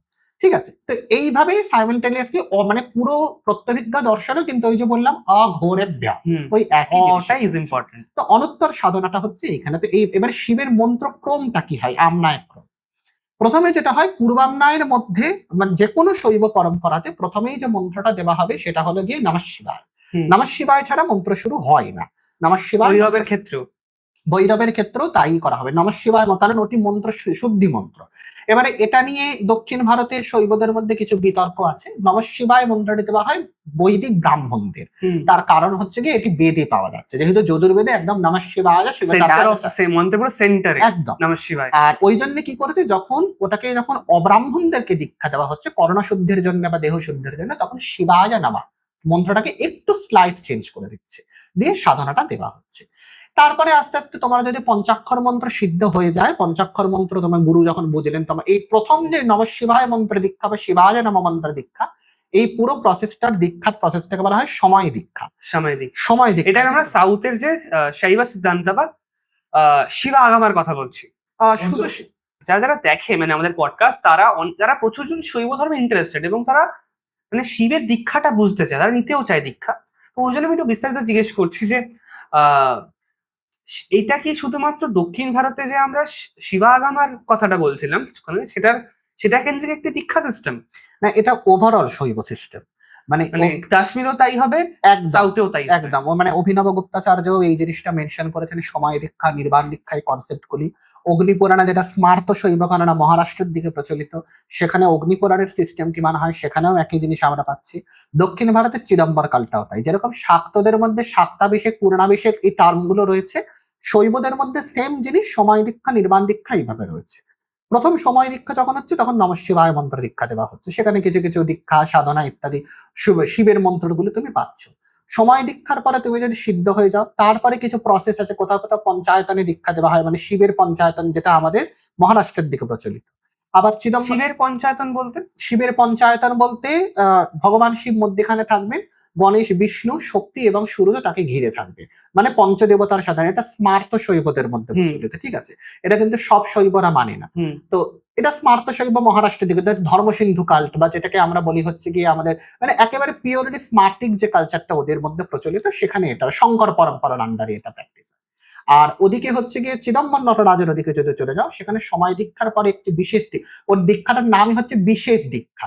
এখানে হচ্ছে বীজ মন্ত্র দীক্ষা দেওয়া হবে। ভৈরবাগমের দিকে ওইখানে তোমার শক্তিপাত একটি আলাদা দীক্ষা হয়, মানে সময় দীক্ষার পরে, সময় দীক্ষায় শুদ্ধি হয়ে যাওয়ার পরে একটি আলাদা শক্তিপাত দীক্ষা দেওয়া হয়। শক্তিপাত দীক্ষাতে কিছু নয়, গুরু ওইখানে কিছু তোমার দেহের মধ্যে ন্যাস ইত্যাদি করে, কলাদ্ধা ইত্যাদি প্রয়োগ করে তোমার মধ্যে একটি বীজ সঞ্চারিত করবেন, বীজ তোমার কানে কানে বলে তোমার মধ্যে বীজটিকে জাগাবেন। চিদম্বর নটরাজের ওইখানে কি হয়, সেখানে কিন্তু আলাদাভাবে ওই দীক্ষাটি হচ্ছে, সেখানে অভিষেক আদি দেওয়া হচ্ছে, বীজ মন্ত্র দেওয়া হয়। চিদম্বর নটরাজের যে কালটা, সেখানে মনে রাখতে হবে বীজ মন্ত্রের প্রয়োগগুলি কিন্তু নমঃ শিবায়কে বাদ দিয়ে নয়, মানে তুমি বীজটা পাচ্ছ নমঃ শিবায় সম্পত্তি অ্যাটাচ করা, ওরা নমঃ শিবায় ছাড়বে না, ওরা পঞ্চাক্ষর ওই শিব মন্ত্রটাকে নিয়েই ওরা থাকবে।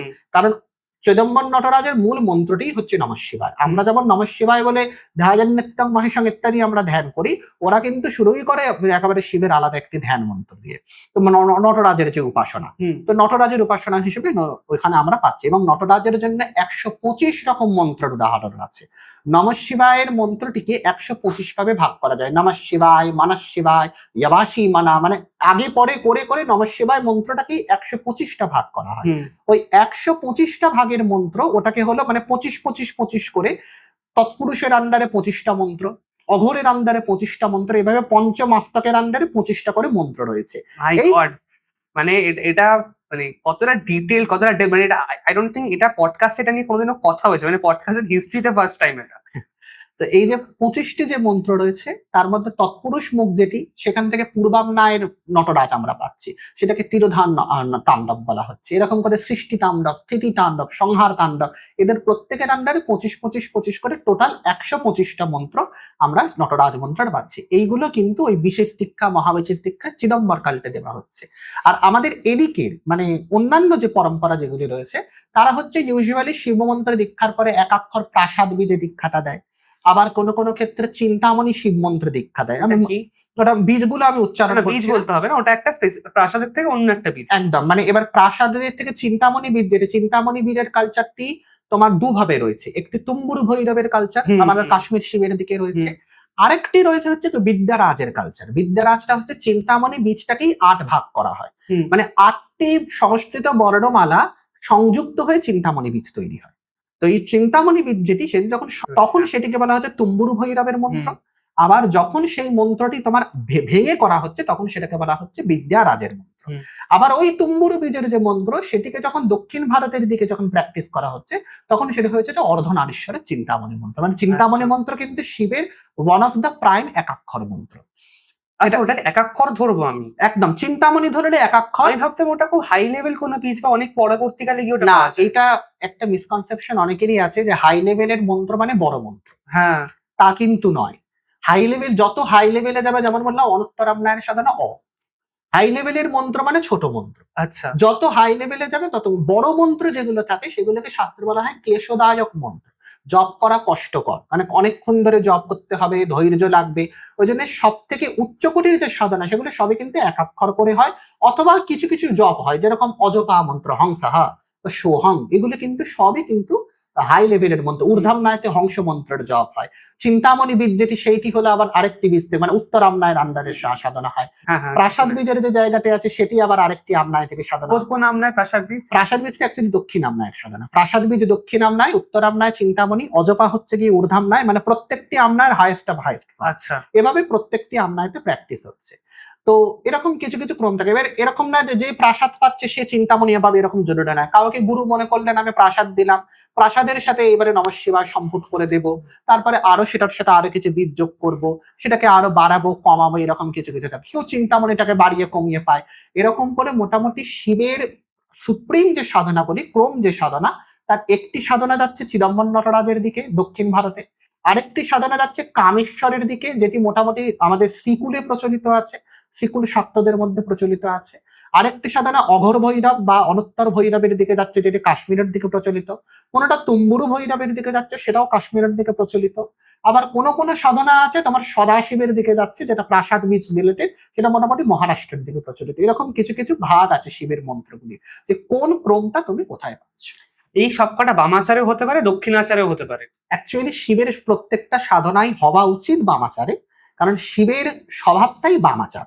দক্ষ যখন শিবনিন্দা করেছিলেন, শিবকে রীতিমতো মদ্যপ, মাতাল এবং শ্মশানবাসী, ভূত প্রেতের সঙ্গে ইত্যাদি বলে তাকে অপমান করেছিলেন। আর এরা যা কিছু খায় কথাটা বলেছিলেন, কোনো ভক্কাভক্ক গম্যাগম্য বিচার করে না। এটা লিটারালি বামাচারীদের সংস্কৃতি। শ্রীমদ্ ভাগবতে যখন দক্ষ শিবনিন্দা করছেন, সেই শিবনিন্দাটা যেন বামাচারের প্রশংসা, মানে এমন ভাবে পুরো বিবরণটা দেওয়া আছে।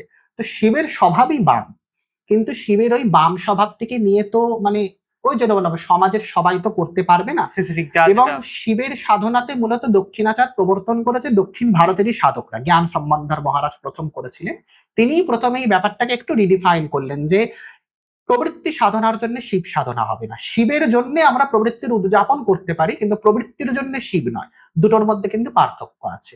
তো ওই জন্য ভগবান শিবের প্রসন্নার্থে যতটুকু দরকার, মাংস যদি দরকার হয় তবে প্রয়োগ করবে, যেমন চিদম্বর তন্ত্র কিন্তু মাংস বলি দেবার কথা কিন্তু আমরা পাচ্ছি, কিন্তু চিদম্বর নটরাজ মন্দিরে সেটার প্রয়োগ হয় না।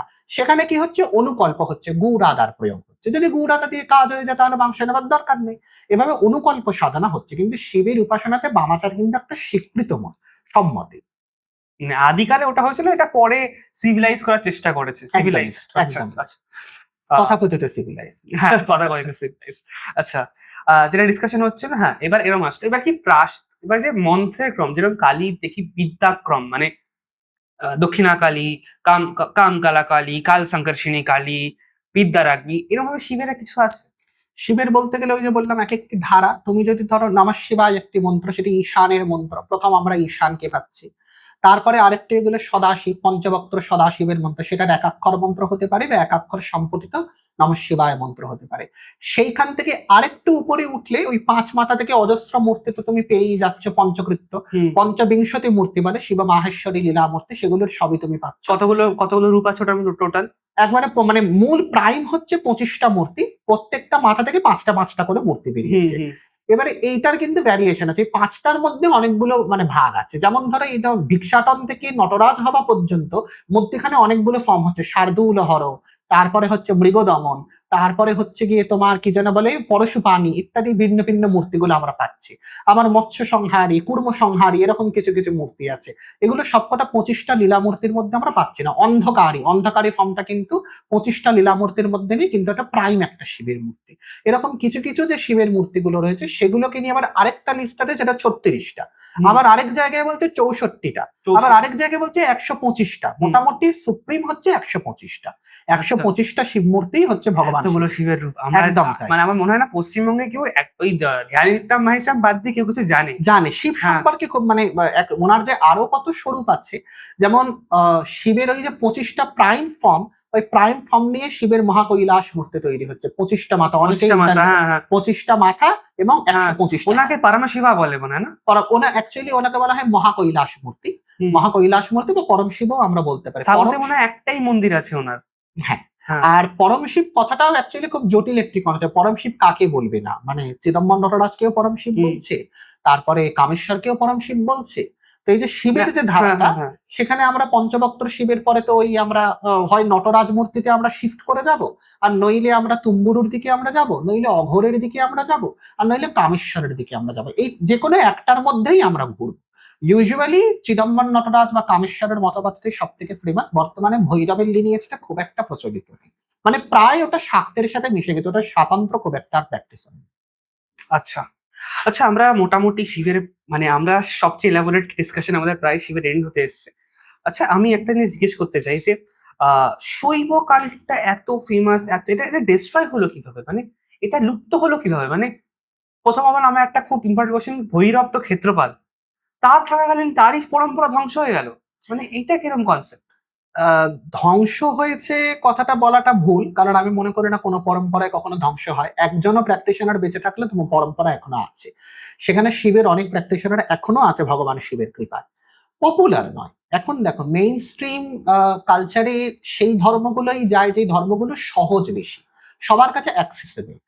শিব কিন্তু সহজ নয়, যতই আমরা ভোলে বাবা বলি তিনি কিন্তু সহজ নয়। তার কালচার কিন্তু যথেষ্ট টেকনিক্যালি খুব স্ট্রং। একদম, তোমার একটা অধ্যবসায় লাগবে, তোমার একটা মানে বিলঙ্গিং লাগবে, যে শিবের সাথে তোমার একটা ডেইলি প্র্যাকটিসের একটা সম্পর্ক, একটা সাধনা, গুরু শিষ্য পরম্পরা, এগুলো বর্তমানে সবাই মেনটেন করতে পারে না, যার জন্য বর্তমানে শিবের কালচার অনেকটাই চলে গিয়েছে। স্মার্ত কালচারটা বেড়েছে, এবং মেইনলি শৈব ট্র্যাডিশনের যে নষ্ট হবার যে শুরুটা, সেটা কিন্তু স্মার্ত দিয়ে শুরু হয়েছে। প্রথম শঙ্করাচার্য শুরু করেছিলেন, তিনি কিন্তু শিবের যে একদম চতুর্দিকে ছড়িয়ে ছিটিয়ে থাকা ধর্ম, সেটা কিন্তু অনেকটাই খর্ব করেছেন। আমরা শিব মানে শৈবদের সাথে তর্কাতর্কির বিবরণটা আমরা কিন্তু পাচ্ছি। সবকটাকে অদ্বৈত সিদ্ধান্তের আন্ডারে আনার একটা ভীষণ রকম প্রচেষ্টা চলেছে, মানে স্মার্ত শৈব কালচারটা শুরু হয়েছে। আর স্মার্ত শৈব culture actually it's not ideal শৈব কালচার। সেখানে অনেক আপ্পাই দীক্ষিতর যদিও খুব ফেমাস একজন স্মার্ত শৈব, তথাপি ওটা বেদান্তবাদের আন্ডারে চলে আসে, শৈব সিদ্ধান্ত কিন্তু আর থাকছে না। শৈব সিদ্ধান্তের যে সংস্কৃতি, সেটা কিন্তু সম্পূর্ণ আলাদা একটি সংস্কৃতি। এবারে ওই জন্য স্মার্ত প্রভাব একটি আমরা পাচ্ছি, ওখান থেকে শৈব সংস্কৃতি নষ্ট হয়েছে। কিছুটা শাক্ত প্রভাব, আস্তে আস্তে শাক্তদের উত্থান হলো, ফলস্বরূপ শিবের বহুমূর্তি শক্তির আন্ডারে কনজিউম হয়ে গিয়েছে। যেমন কামেশ্বরের আর স্বতন্ত্র কোনো প্র্যাকটিস আমরা আর পাই না, কামেশ্বর পুরোটাই শ্রীকুলের আন্ডারে চলে গেছে। হ্যাঁ। চিদম্বরের ত্রিপুর সুন্দরীর অ্যাকচুয়াল অরিজিন কিন্তু চিদম্বর নটরাজ। মানে অনেকে মনে করে যে চিদম্বর ত্রিপুর সুন্দরী সম্পূর্ণ স্বতন্ত্র একজন দেবী। ত্রিপুর সুন্দরী আর অন্য কেউ নয়, চিদম্বরের শক্তি শিবকাম সুন্দরী। শিবকাম সুন্দরীর পূজাটাই হচ্ছে গিয়ে দুজনেরই কিন্তু শ্রীযন্ত্রী পুজো হচ্ছে। একদম, চিদম্বর নটরাজের যন্ত্রটাই শ্রীচক্র, একেবারে স্পষ্ট বলে দেওয়া, নবচক্রের অধীশ্বর তিনি শ্রীচক্ররাজ। অথচ সেই জিনিসটা পুরোপুরি অবলুপ্ত হতে শুরু করে দিয়েছে, পুরো শাক্তদের একটা আলাদা গ্রুপ হয়ে গিয়েছে। তো মেইন জিনিসটা হচ্ছে কালচারালি কে কতটা পপুলার হতে পেরেছে, এটাই সমস্যা। এবার একটা আমরা পডকাস্টটা আজকে এখানে এন্ড করব, মোটামুটি আমরা এন্ডে চলে এসেছি। একটা খুব ইম্পর্টেন্ট কোশ্চেন দিয়ে আমি শেষ করব যে আমরা শুনেছি যে কলিকালের সময় নাকি এই ভৈরবের উপাসনা আবার খুব ফেমাস হবে। মধ্যযুগ তন্ত্রশাস্ত্রগুলোতে আমরা পাই যে মানে যত কলি এগোবে তত নাকি তান্ত্রিক এবং শৈব পরম্পরাগুলো আবার উত্থান হবে। এটা কি ঠিক? আবার কি আসতে পারে শিবের কালচারটা? কারণ আমি দেখি, যদি আমরা মানি যে সবকিছু ঈশ্বরের ইচ্ছায় হয়, হঠাৎ করে যে লকডাউনের পর থেকে কাল ভৈরব ফেমাস হয়ে গেল, তুমি জানো, সবাই বলতে পারে যে হ্যাঁ রিলের জন্য ফেমাস হয়েছে, বাট অন্য দেবতা তো ফেমাস হতে পারতো। কামকলা কালী আছে, কাল সংকর্ষিণী আছে, কত কেউ আছে, এই পার্টিকুলার দেবতাটা ফেমাস হলো কারণ যার উপাসনা পদ্ধতি কারোর কাছেই নেই। মানে ঠিক আছে, টেকনিক্যালি আমি যাচ্ছি না, মানে বলছি কথার কথা। মেইন লড়াইটা তো কালের সাথেই, হ্যাঁ কাল ভৈরবকেই এটা রাখতে হবে। করোনা হোক, মহামারী হোক, যুদ্ধ হোক, আমাদের দৈনন্দিন জীবনে স্ট্রাগল হোক, যুদ্ধটা আমাদের কালের সাথে। আর ভগবান শিব কালকে, কাল মহাকাল, হ্যাঁ। সেই হিসেবেই কাল ভৈরবের সাধনা বা মহাকালের সাধনা এগুলো যে প্রবর্তিত হবে, এগুলো যে আরো বাড়বে। এখন তো বর্তমানে একটি সিনেমাও বেরিয়ে গেল কারুপ্পা স্বামী, হ্যাঁ লিটারালি সিরিয়াসলি ভাবতে পারি কোনদিন এই একেবারে দেবতাটা ফেমাস হবে। একদমই মানে কতটা ফেমাস হয়েছে যে একটি কালচার, কারণ মানুষ তুমি- রেজাল্ট পাচ্ছে। সত্যি তুমি কথা ওই বলতে। মুভিটা দেখেছো কান্তারা? কান্তারা, কান্তারাও লাস্টে ভৈরবের একটা ভৈরবেরই reference নিয়ে আসছে, হ্যাঁ একদমই তাই, ভৈরবের reference। এবং ভৈরবের কালচার, কলিযুগটা ভৈরবেরই সময়, তিনিই হলে আমাদের এখানকার তো আমরা কি সম্প্রদায়ের এক্সপেক্ট করতে পারি ফিউচার এই কাল্ট গুলো আবার জেগে উঠবে? অবশ্যই, কেন জাগবে না? নিশ্চয়ই এক এক করে বিভিন্ন পরম্পরার জাগরণ হবে। আর এখন তো প্লাস পয়েন্ট আমাদের ইন্টারনেট আছে। ইন্টারনেট এখন বিভিন্ন শাস্ত্র, বিভিন্ন দুর্লভ শাস্ত্র আমাদের দিতে, যেগুলো হয়তো আমাদের আচার্যবর্গের হাতেও ছিল না। কোন সাধক, কোন গুরুবর্গ, কোন সিদ্ধ পুরুষ সেগুলোর প্রয়োগ করবে না এটা তো বলা যায় না। কেউ না কেউ নিশ্চয়ই সিদ্ধ হবে, আস্তে আস্তে এগুলো মেইন স্ট্রিমে আসবে। তো উত্থান অবশ্যই হবে, তা আশা করা যায়।